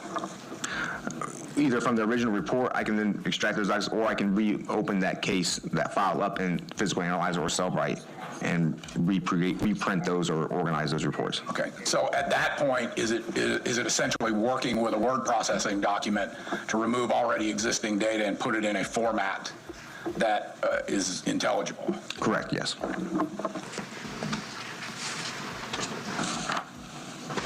Your Honor, at this time, the state would move for admission of State's Exhibit number 2E, number 2F, and number 2G, which is a 2-page document, which all contained the text of text messages that were sent or received from the phone of the defendant's sister. Any objection? States 2E, F, and G are each admitted without objection.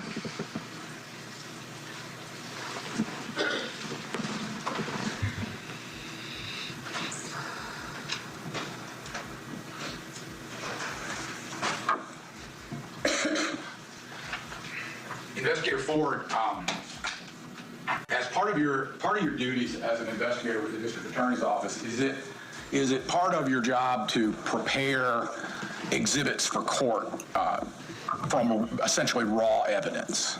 Yes, sir, it is. And have you in the past created documents like the ones we've just identified that so that they can be presented in court? All the time, yes.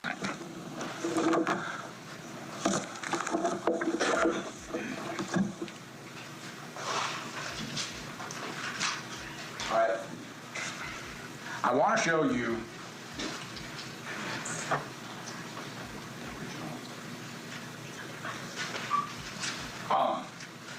first of all one of the discs.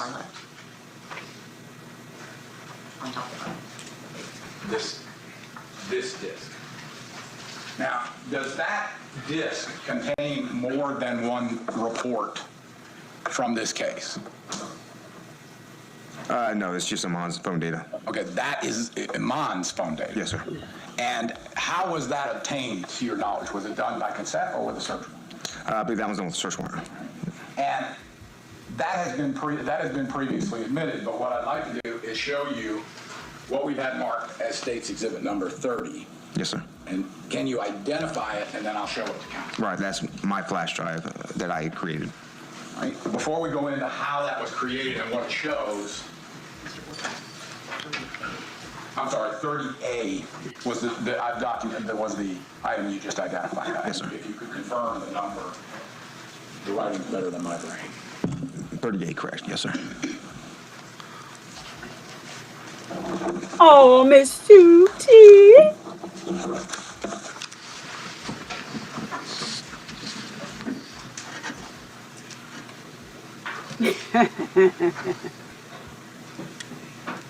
Mr. Always will watch it. I think I should have reclipped it because I cut out the first part, but nonetheless, shall.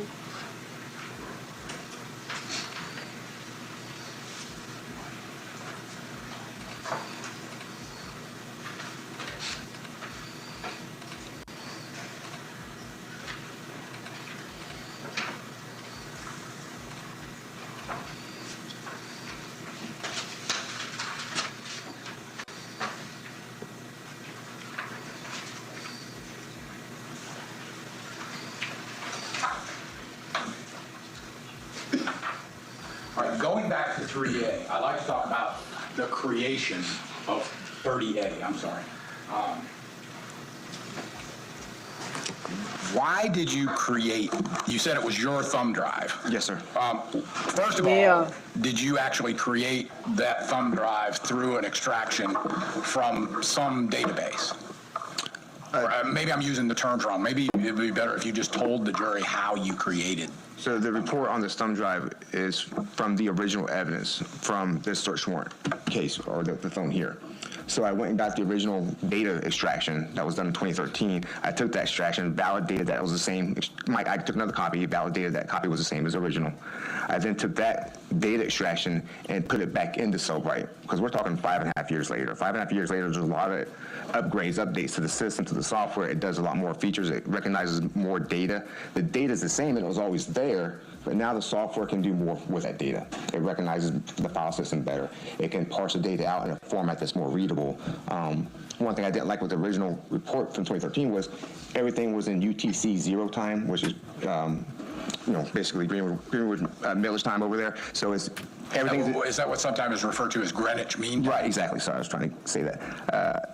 So everything was in UTC 0. So we had to subtract -4, -5, depending on the time of the year, on all our time zones and all our extraction report. So I could adjust that time to be Eastern time zone, and then it's easier to read. Another thing I saw was the text messages were parsed out differently, as far as it wasn't in a conversation view, so it was harder to follow. It was all, these people said this, and these people say this, and the dates kind of went back and forth.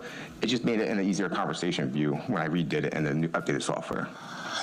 Now, talking about redoing it, is the process by where you adjust the UTC or Greenwich Mean Time frame to our time frame, and the process of realigning these text messages, is that done automatically? Yes, sir, through the software. And so again, you basically ran a current Cellbrite on old data, is that? I just had the software look at the old data and then reparse it out. All right. And so when you ended up, in particular to the text messages, did you recall, or did we ask you to print out both text messages and photographs as part of your presentation here today? Yes, sir. All right. And did you create the documents that I'm about to show you in terms of the photographs and the text messages that were recovered from Emani's phone? I did, yes. In that, Your Honor, we would move for admission of State's Exhibit number 30A, which has been identified and testified to as the original document of, it is a copy of the original Cellbrite report contained in Exhibit number 30. Any objection? No objection. States 30A is admitted without objection.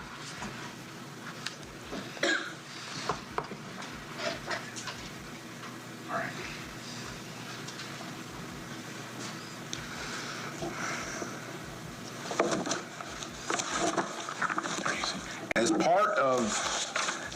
of the request that was made to you to prepare this case for court, were you asked to create a document that showed all of the messages that were sent or received from Iman's phone for the month of October into the early part of November of 2013? Yes, I was. And did you in fact do that? I did, yes. Did you then break those messages down into various formats, including all the SMS messages and then all the photographs, or how did you do that?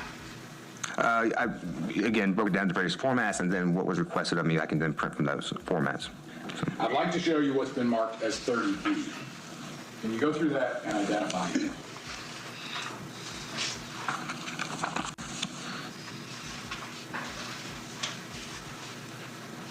Right, so yes, these are text messages that I printed out. And is that labeled SMS messages at the top? Yes, sir. Indicating that's what that document contains? Yes, sir, it is. Are they set up in both outgoing and incoming calls? Yes, they are. Your Honor, just a second. Okay. How's everybody doing over there? Okay, good. I'd like to show you what's been marked Exhibit 30C. Can you look at that and identify it? They're incoming call logs. All right. These are call logs, and is it labeled incoming calls? Yes, they are. Does this contain any of the content of the call? No, it does not. And so when you say it's a call log, what does it show? It shows the time that the call was made, and then usually duration, and then from where the call came from. I'd like to show you what's been marked Exhibit number 30D. Can you identify that? These are outgoing call logs. And did you create that document, and what does it show as far as the data that it contains? Yes, it shows just the phone number, if there's a contact name assigned with the phone number, the time, and then the duration of the call. I'd like you to take a look at 30E. Can you identify that document, and did you create that report? And these are the missed call logs. So again, the party, the phone number, the time that the call came in, and then usually there's no duration because it was a missed call. And again, Exhibit number 30F.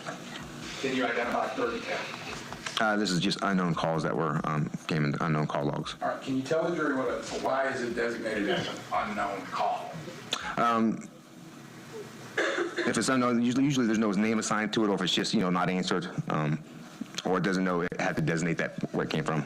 And so what you're talking about is it's designated by the system, by the phone, as an unknown. Right, because it doesn't know how to categorize it. You didn't have anything to do with designating that as an unknown call. No, sir. I'd like to show you what's been marked on. We'll make a mess here.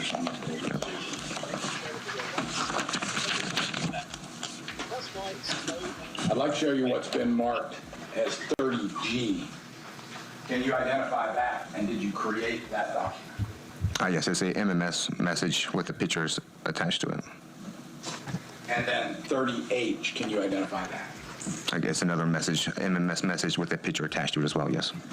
Your Honor, at this time, the state would move for admission of State's Exhibit number 30B, 30C, which is identifying as the incoming call logs, 30D, the outgoing call log, 30E, which is the missed call log, and 30F, which is the unknown call log for Emani Moss's phone. Okay. Any objections? No objection, Your Honor. States Exhibits 30B, C, D, E, and F are each admitted without objection. We would also move for the admission of State's Exhibit number 30G, which has been identified as an MMS multimedia message that was received by Emani Moss's phone. Any objection? No objection. States 30G is admitted without objection. And 30H, we would move for admission as an MMS message that was received by Emani Moss's phone. Any objection? States 30H is admitted without objection. Investigator Ford, I'd like to take a minute and go into the content of State's Exhibit number 30. I'd like to object about myself, Your Honor. Of the text messages that were contained in Emani Moss's phone for the month of October through early November. Is that correct? Yes, sir. And you created that document yourself, is that correct? I did, yes. And does it contain the text of those text messages? Yes, sir. And are the messages sequentially ordered? They are, yes. What is the chronological order of that report? For this report is from the latest date backwards. All right, so the earliest text messages would be at the back of the report, is that right? That's correct. All right, if you will, I'd like you to go to the last page of the report. And if you could read, if you could identify text message number 77 by telling who it's from and what the content of it is. Number 77 Yes, sir. is from a phone number of 678-471-6469, and the contact name associated is Sexy Wifey. And what does the text message say? It says, I told her last night that if it starts itching, do not touch it because that means it's healing. Sexy wifey. I'd like you to go up to the top of that page to text message number 70. Can you tell us who that was from? That's from the contact name Sexy Wifey. And what is the content of the text message? So Emani boo-booed while at the computer and wiped herself with her hands and spread her shit all over the mouse pad. Do both of those indicate that they were read or missed? That they were read. If you can go to the next page from the back Lord, she lied on that baby. and look at text message number 63. Can you tell who that is from? Yes, sir. The contact name is Sexy Wifey. And can you tell us the date of that text? That is on October 10th, 2013. And does it indicate that it was read? It was read, and it also indicates that it was deleted and recovered. Can you read the content of that text message? Yes, sir. Emani burned her damn legs. I put aloe on them and put her in the room. SMH, shaking my head. She dropped her tub water on them. Can we move up to Hold the hell text on. message number Hold the 62? hell. See, this is where I go off the record scale. Hold the hell on. The tub water? She burnt herself with the tub water. Burnt? Now I know we can run the tub water a little too hot, but we don't burn ourselves. I keep telling y'all she knew that Iman was low down. She knew that. You wouldn't be able to tell me that. Burnt with the tub water. Y'all, come on now. Come on now. Again, from Sexy Wifey. She said she wanted to see what would happen. Oh, Can you tell us my the gosh. date? First of all, can you go back to 63 and tell us what time that was? That was at 4:21 p.m. And what was the time of 62? So the first one was 4:21:47 seconds p.m. and the other one was 4:21:48 p.m. What if anything does that tell you? But they're just rapid text coming in. Right. So it would be message, right. That type of text. Yes, sir.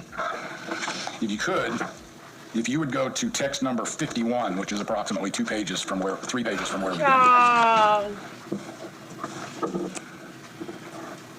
Trying to get in front of it. 51. Yes, sir. All right. Can you tell us who That's that what text it is. message was Trying from? to get in The front contact of Sexy it. Wifey. And what was the date and time of that text? It's October 13th, 2013. Does it indicate that it was read? Yes, sir. Does it indicate that it was deleted? Yes, sir. Can you read the content of that? Knocked her head And your between child the picked at rocks her and ass, not to dry. mention picked at her face. SMH. And I don't Are you believe familiar in with domestic violence. texting jargon, I guess is the word? I try to keep up, yes, sir. All right. Do you have any idea what SMH means? Usually shaking my head. All right. If you could move up to 48, text number 48. Yes, sir. Who was that received from? Again, from the contact Sexy Wifey. And what was the time and date of that? October 14th, 2013 at 4:43:06 p.m. Does it indicate that it was read? It does, yes. And can you read the content of that? Emani boo-booed on the rug and refused to get it up, so I'll let you tell her, SMH. I'm not doing this with her today. Maybe she'll listen to you. Can you go to the next page forward? And I'd like you to look at text message number 44. All right, are you there? Yes, sir. All right, can you tell me who that was received from? From Sexy Wifey. And the date and time of it? October 15th, 2013 at 11:49:12 a.m. Does it indicate that it was read? Yes, sir. And can you read the text of that? I'm sorry, babe. I told you I wouldn't call or text you at work with Emani's BS. I was just frustrated. SMH, my bad, though. I hate stressing you at work. Won't happen again.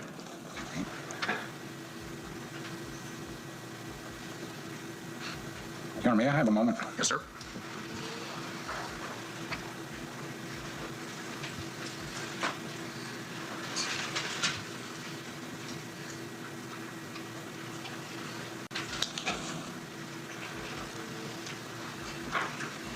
If we could move up that page, Investigator Ford, to text message number 38.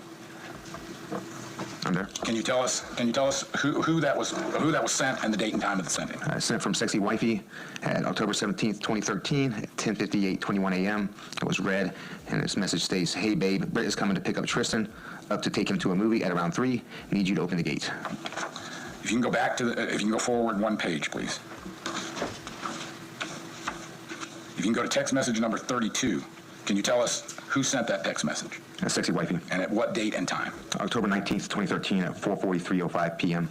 And does it indicate that it was read? Yes, sir. And what does the message say? It says, "So we don't need to go to get the crutches today then." I don't think it says crutches. Okay, I'm sorry, couches, yes. If you can go forward one page, please. Yes, sir. And look at message number 25. Got it. Can you tell us who that was sent from? From Sexy Wifey. And what was the date and time? October 22nd, 2013 at 2:41:04 p.m. And does it indicate that it was read? Yes, sir. And what does it say? "Hey babe, can you bring home diapers and pull-ups? Tristan has 3 and Emma has 3. If you go forward chronologically in one page, please. Can you look, first of all, at text message number 14? Yes, sir. Can you tell who that was sent from? From Sexy Wifey. And what date was that sent? October 28th, 2013 at 6:28:43 a.m. And does it indicate that it was read? Yes, sir. And what does it say? "Tristan is sick. He has a high fever and the chills. I gave him some Tylenol. He can barely move. He's so weak." And then an emoji for a sad face. Can you go up one message to text message number 13? Yes, sir. Who was that from? Sexy Wifey. And what time was that sent? That was October 28th, 2013 at 6:29:24 a.m. Does it indicate that it was read? Yes, sir. And what does it say? "Emma has a slight fever also. She isn't as bad as Tristan, though." All right. If you move up one message to message 12, can you tell us who that was from? Of course, of course. And what time and date was it sent? October 28th, 2013 at 6:30:30 a.m. And does it indicate that it was read? Yes, sir. And what does the text message say? "And I feel like I'm getting sick. Whatever you had spread through this house like a wildfire, SMH." And finally, if you would go to the first page and look at text message number 4. Can you tell who that was sent by? It was sent from Sexy Wifey. And what was the date and time of that? That was November 1st, 2013 at 3:03:21 p.m. Well, does it indicate that it was read? Yes, sir. And what does it say? "My bad, babe. I was on the phone with Emani's teacher. Emani wouldn't even talk to her, SMH." My last question, Investigator Ford, in the document that we just referred to, the 30B, I think? Yes, sir. How many total messages did you recover for the month of October into early November?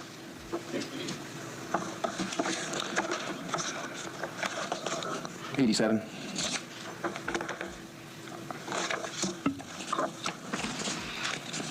All right, so they're 80, and they are numbered sequentially from latest to earliest for that time period, is that right? Yes, sir. Every Investigator Ford, that's all the minute. questions I have, thank you. Cross-examination. She was setting up the play. This was premeditated. She was setting it up, setting it up, setting it up. No, that's all. Not Say feeding witness, her. excuse, sir. Yes, Your Honor, he has another trial. Your excuse, sir. Thank you for coming. Call your next witness. And the dead giveaway was when he said that when they asked him what did he do on weekends. What happens on the weekends with the routine, because the man was only off work between 3 hours a day from Monday to Friday. So on the weekends, what goes on? Oh, I stay home with the kids because she would get a break. What did Emani eat when you were there? He was like, oh, she used to overeat, like she was gorging. If you realize that this is not home, did you ask your daughter? You can tell me the truth. I'm your father. Tell me the truth. You're not eating during the week. Why are you not eating during the week? Why are you eating like this? So yeah, you, sir, if you could get on the stand and remember. Well, I guess hindsight is 2020. Well, you can get on the stand and remember. Then you knew at the time. If it happened, like, okay, let's say a month went by, because this was years, right? A month went by. I noticed that, she eats so much on the weekends. I'm being gracious by giving him a month. All right, did it happen again? Why do you eat so much? You could, what's going on? You could talk freely. Your wife is already convicted of abusing her before. He didn't ask enough questions. He asked no questions. Because I would have knocked her head between the washer and dryer about mine. And I don't condone domestic violence. But the way she did this baby is disgusting. Disgusting. And she's still breathing. That's all I'm going to say. Because, and for him, what else is there to say? Oh, okay, so we was at the end of this one. Wait, no, we wasn't. So with him, I mean, you know, all the stuff people remember on the stand. And when the saddest thing was when the prosecutor asked him, did you believe all the stuff that she was telling? Yeah, I had some doubt.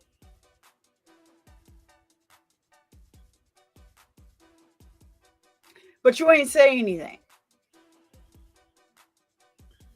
Nah, no. He wanted to trust her. Okay, so the point where you knew you saw your daughter was really on a rapid decline. There was no going up. No going up. When did you ever he didn't ask this question. Did you ever confront her?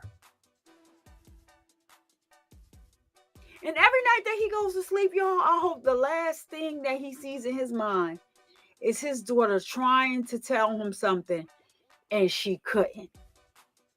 I hope that before he closed his slanted eye,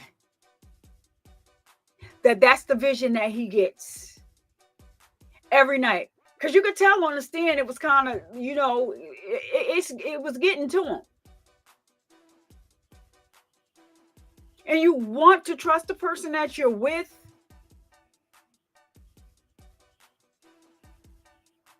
But you know what is so sad? She told him that Emani cut her own hair. She didn't give him the same story she gave his mother. So his mother asked her what happened to Emani's hair. His sister asked him what had happened to Emani's hair. She told his mother, when you act ugly, you should look ugly.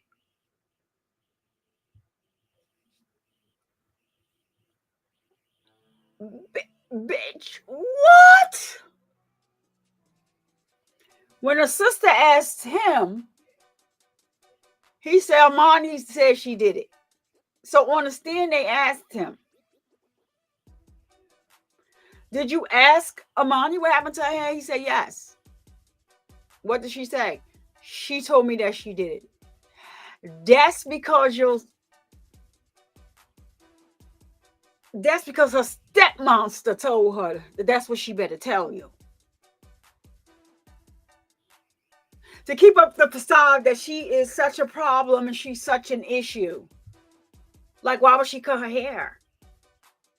Why would she cut her hair? Look, she cut her hair. I don't know what's going on with her. Just like she's pooping and wiping it on the mouse. And she pooped. What? You gotta have a very, that's not even a vivid imagination. That's a diabolical imagination. Because who would ever think of some shit like that to say?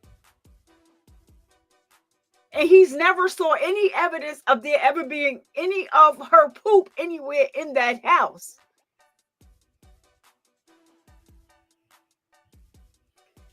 Y'all, I'm not gonna go the way I went the other day. I'm trying to let me just read y'all comments really quick. We're gonna go right back to it. He didn't ask enough questions. You're right, Justly. They right to let her come out by herself. The other ladies don't see her when she comes out. They are protect her. To let her come out by herself. He should have never gave her another chance if she had done it before. Exactly. But the thing is, Justly, the thing is, when she did it the first time, they took her out of the home and placed her with the mother. So after she took anger management classes and parenting classes, he also took them, but he wasn't ordered to take them. It was her. He took them voluntarily. So after 6 months, they went to put Emani back in the home. His mother went to court to contest it. Like, no, I want her to stay right. She said everything had improved. She wasn't tensed up, shaking and jumping. You know, school was everything. But what got me is what her teacher gets on the stand and shows more emotion than that BI sitting there at that defense table. Because she showed none. And I know that she was pissed because that teacher was giving Emani her flowers. She said she was a beautiful girl. She even stood up to a bully in the classroom.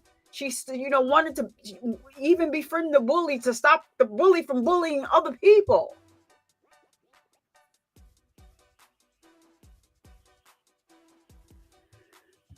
Let me see what else. Forever say he should have been able to see that his daughter wasn't acting like her. Exactly. Kids show signs that something is not right. That would have been it right there. Yeah, but you know what the whole thing is? And she knew. He go to work 5 something in the morning because it takes him some time to get to that job. When he comes home, he has about 3 hours to shower, take a quick nap, get dressed, and go straight to the second job. So a lot of times when he came home, Emani's doing different things. But I would have needed to look in on my child when I came in, knowing what happened before. Oh, she just said all of this all day long. You're sending me these text messages. Emani did this, Emani did that, Emani did this, Emani did that. Did you talk to Emani when you got home about the stuff she said? I guess he did say everything. Just she said she would say she did it. That's because she was being abused. The teacher said she would do her schoolwork fine, but homework, she would never like turn in homework. She had an issue with that. That's because the stepmaster was busy abusing her. Probably soon as she got off the bus or whatever.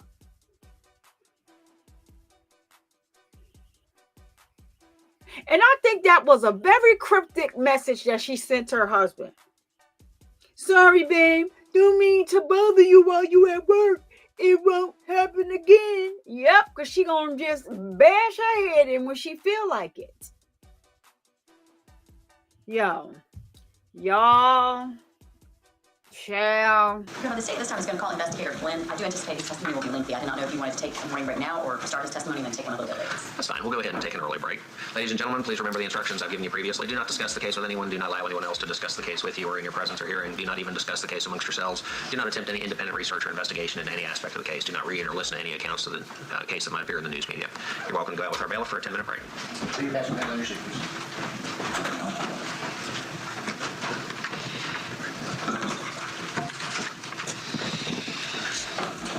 This bitch ain't standing up for the jury.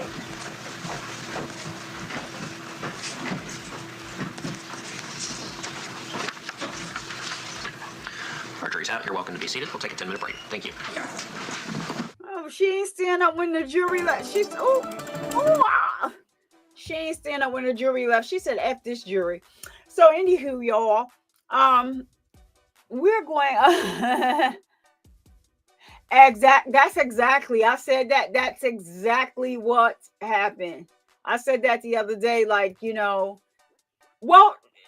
she was in the predicament that she was in because of her own doing.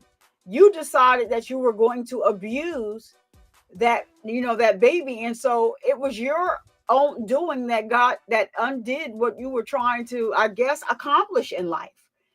So you can blame it on who you want to blame it on. At the end of the day, you have to look yourself in the mirror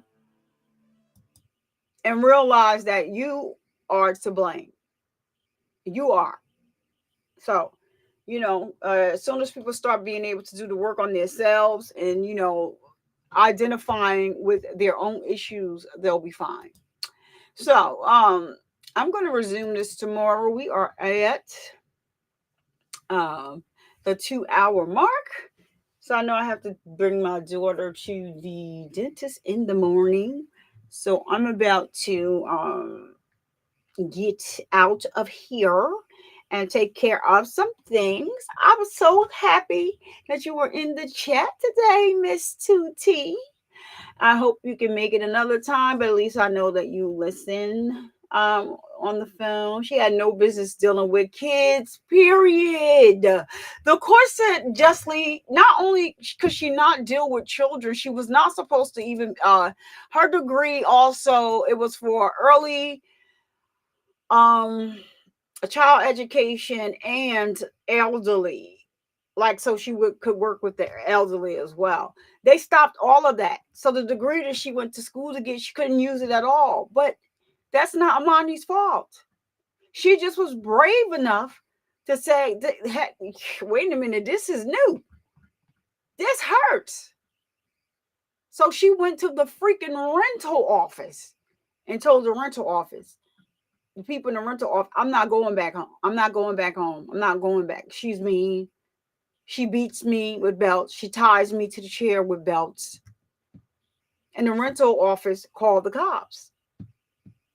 A shout out to whoever that was working in the rental office, that they didn't just say, we're going to walk you back home. Shout out to them for calling the cops, because she was arrested for that. And then that's when they stopped her and told her she couldn't work anymore. That's it for you.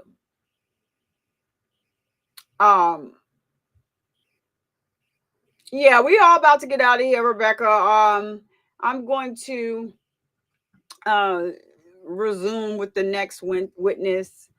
I'm trying to see. Yeah, I probably will tomorrow, but it will be probably tomorrow afternoon. I really want to get through this case because I really want to. One of Zaya's, like I said, the hearing is not until March 7th, but we should know the trial date, and that's, I already have that. Like, I'm live streaming that. But the case about the woman that left her children by themselves, she got a 250, is it $billion bond? Yo, what is wrong with these people? I really want to go over that. So I might just do some research on that case and make a video about it. But I'm interested in that case too. They also have the case of Zamar King, 9-year-old, out of the same area that Naziah is out of. Is the reason why we have some of these CCs with this, they fake information up there, reporting fake, untruthfully to their supporters and subscribers. I don't like that. Good night, Justly. We're about to get out of here anyway. I don't like that. So the remains that was found in that shallow grave, it was around the time when everything was buzzing with Naziah, but it turned out to be 9-year-old Zamar King. His mother is in custody. She had another 3-year-old child. She fled to Georgia. They just love Georgia. Okay, well, let's go to Georgia. Let's go to Georgia. So she's in custody. Thank goodness for that. And they should put her in a shallow grave and see how long she lasts. I'm just saying. And the Bible does say an eye for an eye. Or they say don't. Wait, hold on now. All right. Well, in the book of Nicolations, verse 2012, chapter 5600, an eye for an eye. I think they do say that in the Bible. An eye for an eye. Well, we're going to just use it. In the book of Nicolations, like nickel, not the other word. Lord Jesus. Yeah. So that part, like, how do you do that? Like, you decide to dig a grave, like, what happened? Did you hit him and hit him in the wrong place mistakenly? What it was 250 million. I know I saw something briefly. I was just like, wait a minute. So it's 250 million. It should have been billion. So I need to read, or I'm going to read up on that story, because what was you doing? in the school system, for the love. Well, not all school systems, but I guess you know what they do have in place now, and it's worldwide, well, United States. So now could it just be the state of New Jersey?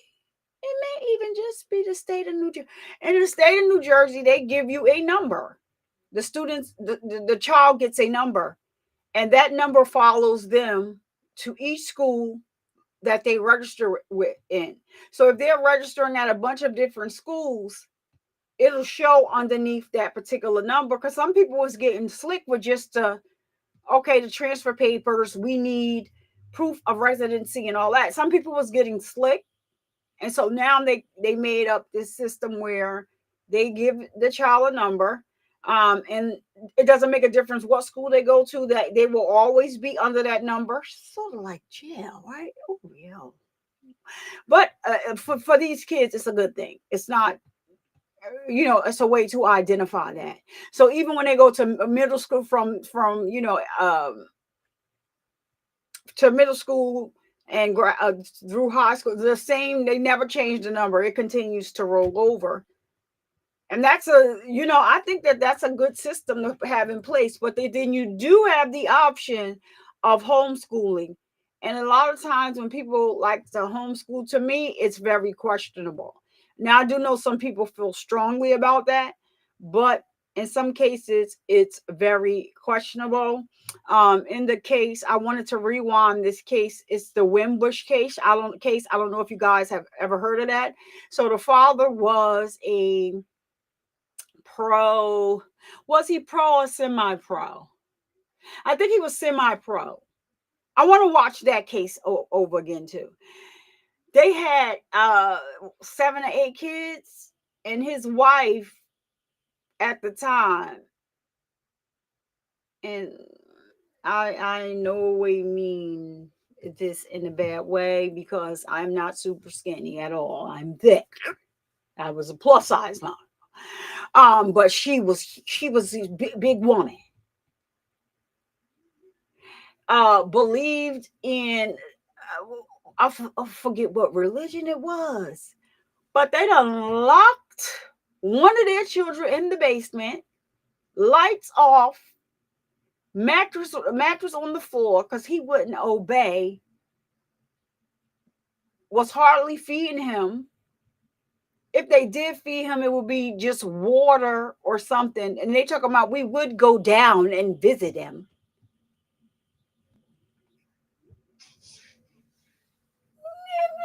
What? And then to top it off, one of their smaller children had cancer. And because she said it was because of her religion, you did not take this baby to go and see about the cancer. She talking about, it was a little knot. They said, no, the tumor was big. This little baby had to have chemo and everything. He was like 5. I'm going to rewind that story, but she lost so much weight when once she got incarcerated. But the children were kind of like undernourished. But you big as hell. Make it make sense. You about 2-3 people, but these kids, people say what they want to say. Listen, it was my son by himself for a very long time. And I always told my son, my daughter included afterward, once I had her, y'all never have to ask nobody for nothing to eat. People used to be like, well, what the heck? Why is you buying her? Because I don't want my kids in the street begging nobody for nothing. We're not running to the store every time they want something sweet to eat.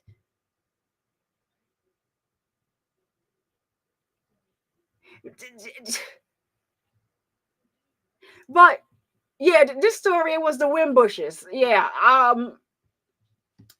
you know, right now, I got came up, I can't remember the guy's name, and I want to say he played semi-pro football. He was considered a hero in their town.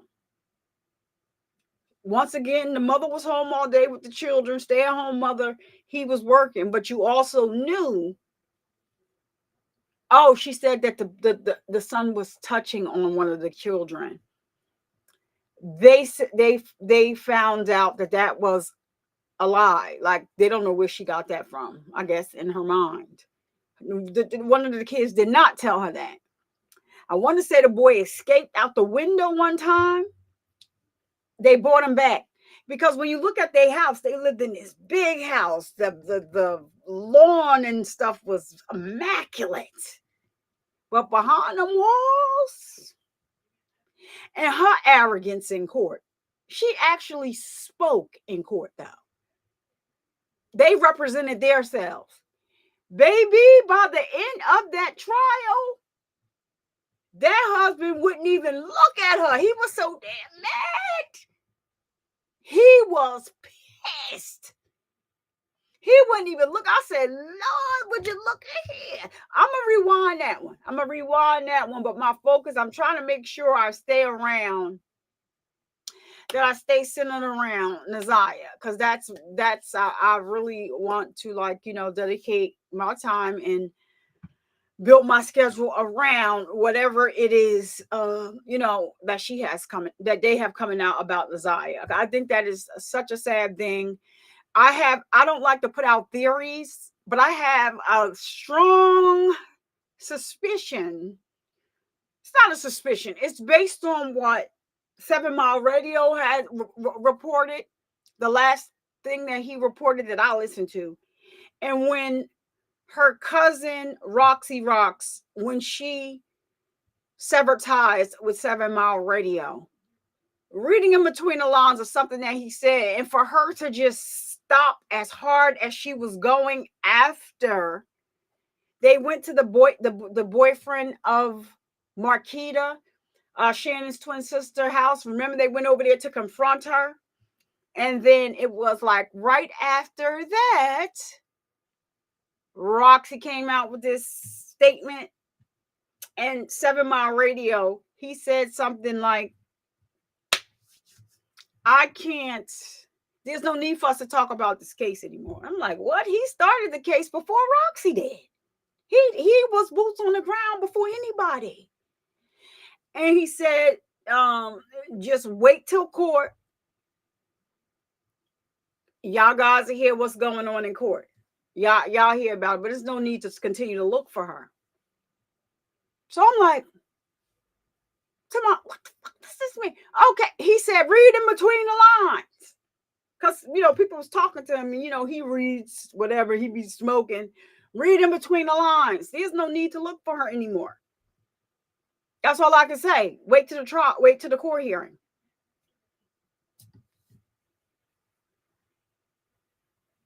That kind of, I'm like, okay. So first Roxy severs the ties. Then I know that they said that they had called him in to speak with the police. But then when he said that, I said, wait a minute, Mark, you done did like a whole dag on 360. Because I believe even if Roxy cut ties with him, I think that that's a story that they made up now, you know, after hearing what he said and after hearing what she said, the reason why they cut ties, because they couldn't see eye to eye. Y'all couldn't see eye to eye doesn't make sense. But see, me, I don't like to report on theory. I like to report on, you know, when I have evidence. That is just who I am. I used to work in law enforcement, and it used to bother me, you know, to just be assuming. Especially, I don't like when people just assume things about me. So I don't want to just, and especially I don't want to put these different stupid theories out here, and you know, and because I get really bothered by stuff that I see. When I see a big content creator talking about they found Naziah in the shallow grave. No, it's a 9-year-old boy. They when they said that they found her, they didn't say who it was. They were still investigating. Oh, they found Naziah Harris's remains burned. Where did you get that from? They didn't even, no, no, no, no. And then, oh, they found her. She had the baby. Okay. Well, they didn't tell us none of that. And everything, even down to when they first were looking for her and they kept saying, she's in there, she's in there, she's in the basement. That was clarified. I watched a YouTuber get that video and somebody told them that they were told not to put that video out because they spoke to the young girl that was in the basement, and she was not home by herself. Her sister was upstairs asking her where was she at. And she was like, I'm down here in the basement. They just happened to be walking through at the same time. So the video was going to be put out, but it was told to whoever made that video, do not put that out, because they did speak to the child that was in the basement. I don't know if y'all saw that video. The police was on the scene. So was Roxy. She was on the scene also. Roxy was on the scene and some more people that was looking for her. So they kept saying, she's here in the basement, and you would hear them because the camera was rolling. She's here, y'all hear that? Y'all, you can hear if you at Nazaya, and they like, don't be alarmed, y'all. We are looking for a missing, girl. Nazaya, and the little boy standing there saying, she's in here. You hear her? She's saying, I'm down here. Well, the camera went off. And remember, the cop was talking to Roxy. And Roxy was basically like telling the cop, no, I'm looking for my cousin. And there is somebody in there saying X, Y, and Z.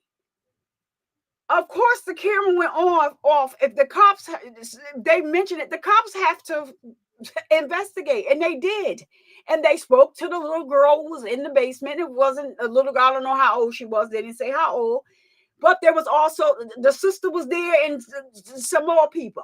But the sister was the one that was asking where she was. She said, I'm down here in the basement. I'm down here. So why do we make these theories up and say, like, and so I watch a YouTube channel. They were told that video is not true. They were told not to put the video out. And these people talking about, oh no, we're gonna go over this video tomorrow. Who was the girl? Didn't know nothing about Nazaya. Oh, somebody said they found her remains burnt.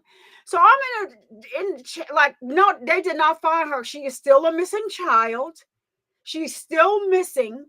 They did not find her. They found sneakers.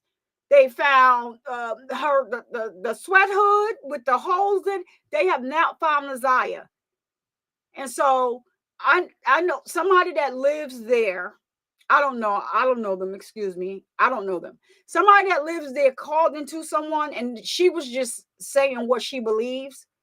She said that where they found her clothes and stuff at, it's all the way on the other side of where Jarvis Butts's their garage was. The hotel that they saw Nazaya going into was right across the street from the garage. This was always something that I thought anyway, after listening to, he was looking for those searches on how to terminate a pregnancy. My theory was, I thought he gave her something and it went wrong. And he just had to go finish what he was going through. That girl was very pregnant. Very pregnant. If you look in that TikTok video when she had on that white hood with the black writing on it, she kept having to do her hands like she couldn't cross like hands in the front like she used to do. But then in the text messages, she said it too. I'm confused that, okay, if they took her to the emergency room doctor or whatever, they said she wasn't pregnant, but she was going back to take another pregnancy test. She was going back to the doctor. She didn't say, she just told him that they said she wasn't pregnant. So you hear him say in another text, when they read more text, well, I thought you said that you wasn't pregnant. They said you wasn't pregnant or whatever. She's like, just now, this is how you can really, really tell her age. Just bring me the Plan B pill. She kept begging him for the Plan B pill. She had to be every bit of 5 or 6 months.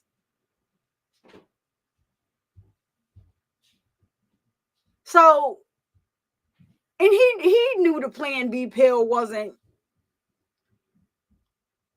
So, anywho, but that is cryptic to me, how they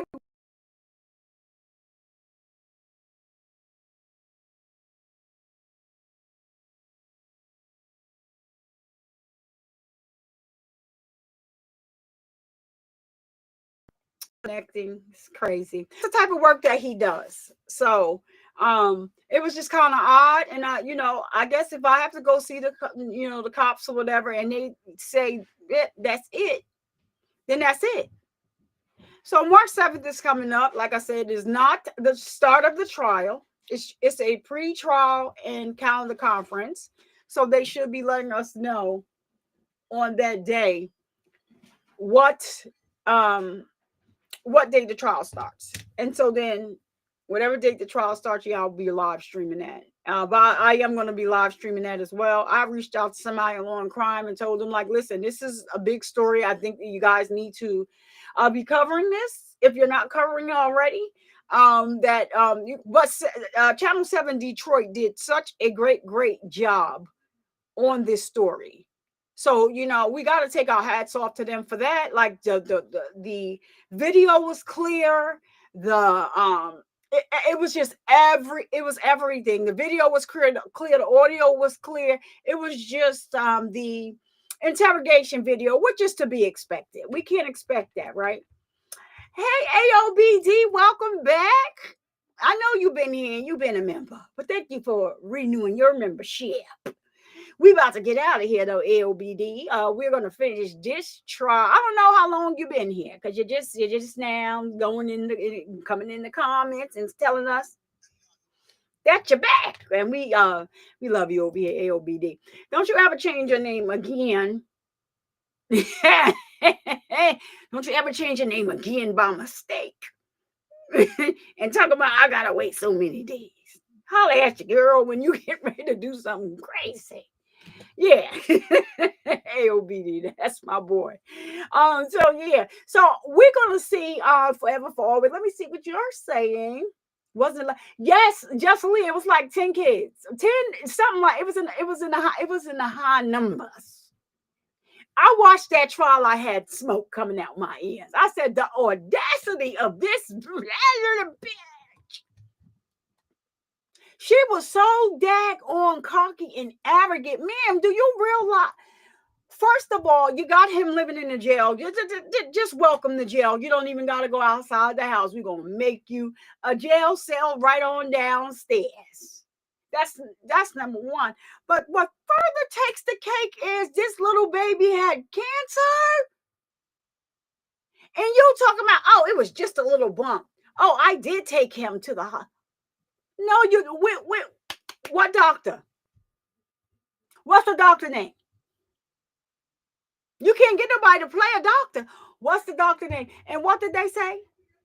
He had a tumor right over here, something on his side, and it was big. It was big. The kids, they interviewed the kids. The kids said it was big. So he went through a rigorous amount of chemo. I was grown and I had chemo.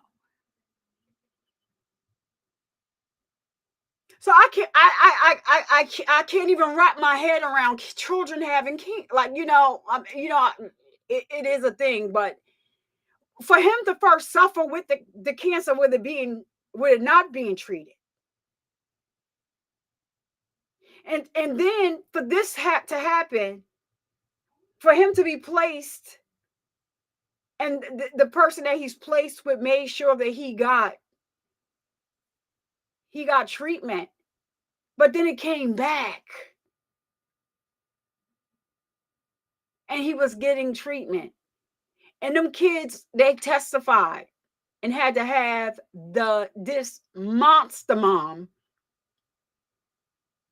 gaslight them and ask them questions. Ma'am, at this point, we're not impressed, ma'am. But I was so glad that judge got her together at the end of that case.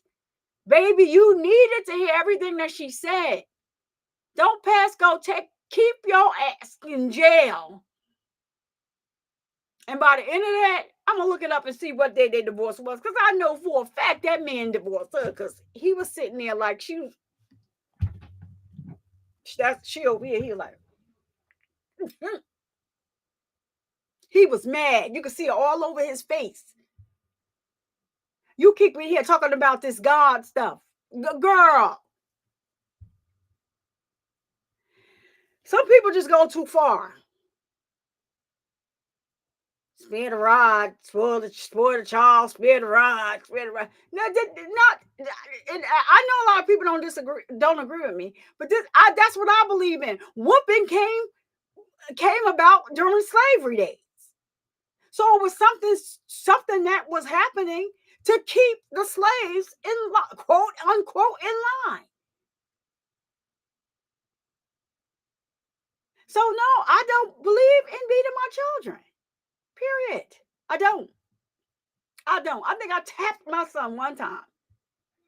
My daughter, is at her grown big age right about now. If I yelled too loud, I need to go to the emergency room. Oh my God! Oh, my life is over, girl. If you don't get your over dramatic out of here. But yeah, I'm gonna rewind that case. So you just got here. I forgot to renew the other day when I noticed it was going. No worries, LBD. You know, I know here. So anywho, the girl could be heard through the sewer grains. Yeah, they were hearing that, but you saw the video. Yeah, but that was not Naziah. They turned the video off before. They didn't play the whole video. The whole video was not shown. I guess they either turned it off or maybe somebody put it out here for shock value. Oh, she was in that basement. Oh, the cops didn't do no. That's not what happened. It turned out that it was a girl in the basement, but she was talking to her sister who was upstairs. So they knew before they put that video out that they should have not put it out there, but they did. So, but I'm talking about after the preliminary hearing, after the Naziah's, Jarvis Butt's preliminary hearing, a channel was like, "Oh, we just got this video. We're gonna watch it." So I'm just like, "No. That's not. That's not." So they was like, "Oh my God, we're glad she's found." That's what they said first. I said, "That's not. She was not found." I said, "Unfortunately, she's not found. She's still missing. You know, the person that they believed unalived her. She's not here with us on this earth anymore." They was doing all type, and even their mod said, "No, that's not what happened." Like, because their mod is watching about this case somewhere else. That's not true. That's not true. And the mod said to me, "Survivor, yeah, I know. I know that's not." I said, "Yeah, tell them don't run that story. That's not true." They saw the story because one of the panel members that's always over there on this channel, she's running a bogus story right now and scamming people for money. On that note, that's my time because I gotta go. Just know that over here, Survivor Speaks is going to run this channel with integrity. I'm not reporting anything that's false, and if I do report something that is incorrect, I am woman and old enough. At this big age, I mark the calendars March 2nd. That's my birthday. I need y'all all in attendance. I'm trying to see what I want to do. I'd mark it down. March 2nd. March 2nd is my birthday. Yeah. I think we got 2 weeks. So I'm going to always try to run this channel with integrity. Like, I have a young man that's going to come on the show. The inspiration for me starting the merch shop. I don't want to talk about it anymore because I was crying last week and somebody pulled my gangster card. Him. Because he rang the bell. And that's a scene here. She know what I'm talking about. She know who I'm talking about, Mr. Isaiah Clark. And so, yeah, he's going to come on the show. And he's going to come on here and talk to you guys. I had made a whole video when, things first started. I get discouraged. You don't have to say you're going to do something. Just listen. No promo was in that video, no nothing. All I did, I put his Cash App. The money would have went straight to him. His mother needed it. And I put it out, and it got a lot of views. I don't care about views, but people reached out to me like they want to do certain things and all this other stuff. But I never told his mother anything. Like, oh yeah, you know, this person said this for this. I never said anything because I already know how that can hurt. She's already going through a lot and having to hide her emotions because she doesn't want him to see it. But he's such a good kid. He's a good kid, y'all. He's such a good kid. He was caring about her and his sister more than anything. So I'll have him on. Y'all see him. Y'all get to meet him. I'll try to let y'all know well in advance, like when he's coming on. Because I would just, you know, like for everybody to come and support, you know, him. He was diagnosed with osteosarcoma, cancer of the jawbone. So they removed his jaw. And they were going to take a piece of his leg to reconstruct his jaw. And I hadn't been in my emails and opened up my emails, and like his mother had sent me so many, you know, emails and pictures of him, and I just was like, look at him. Oh my gosh, he looks so good. So I'm gonna get off that topic because that's gonna start me to tearing. Now I'm gangster. Okay, Pisces woman, yes I am. And you know we love hard, but when we cut you off, we cut you off. Clip. That's it. No explanations. Worked on my punch. Well, yeah, worked on my. I never beat my. Yeah, it does it. It was bullying, right? And it teaches them like other kids react. Did you see that mother the other day? Let me tell you, I had to turn the video off. I couldn't watch it. I could not watch the video of the mother that was arguing with the son, and when she walked up inside the car and he was sitting there, when I saw him put his hand, I cut the video off right there. I couldn't watch no more. I could not. I was like, what did she what? CPS stepped in and took those kids, and I want to give CPS a round of applause for doing their job for the first time that I know of.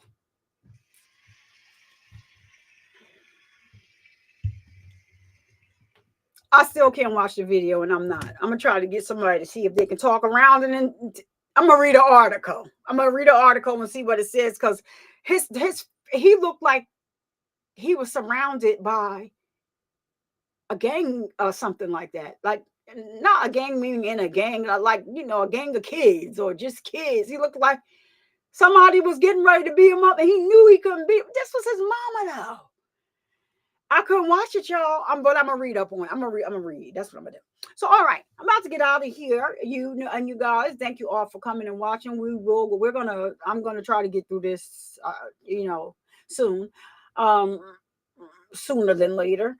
So it wouldn't be me though if I didn't end the show by raising awareness that men can get breast cancer too.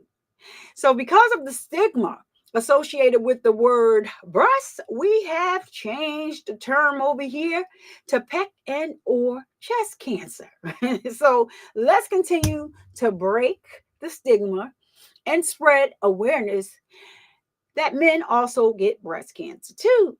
And to my ladies,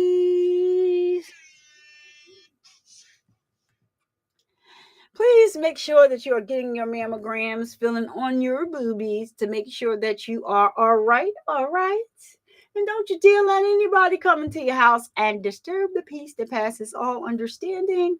I am Survivor Speaks. I'll see you guys in the next live stream or video.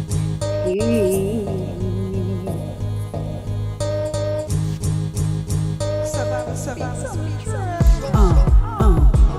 Survivor Speaks is the name at the end of the day. People love me or hate me, I don't care either way. Breast cancer busted through like a leaf in the night. The cancer's ass was knocked out before the end of the fight. A champion coming through, knocking everything out. It's just hard if you see, I do nothing for clout. Just like cancer, I'll let nothing take me out. So be respectful when you step foot inside of my house. Or prepare to have your ass escorted on out. So hop up out the bushes, wipe your feet, take a seat, and get comfortable and chill with your girl. Survivor Speaks, yeah. Hey, hey, hey. Who, what? I'm Survivor Speaks. What time is it? What time is it? What time is it? It's time for you to hit that like and subscribe button and turn on that notification bell so you get a notification each and every time that I go live. Yeah.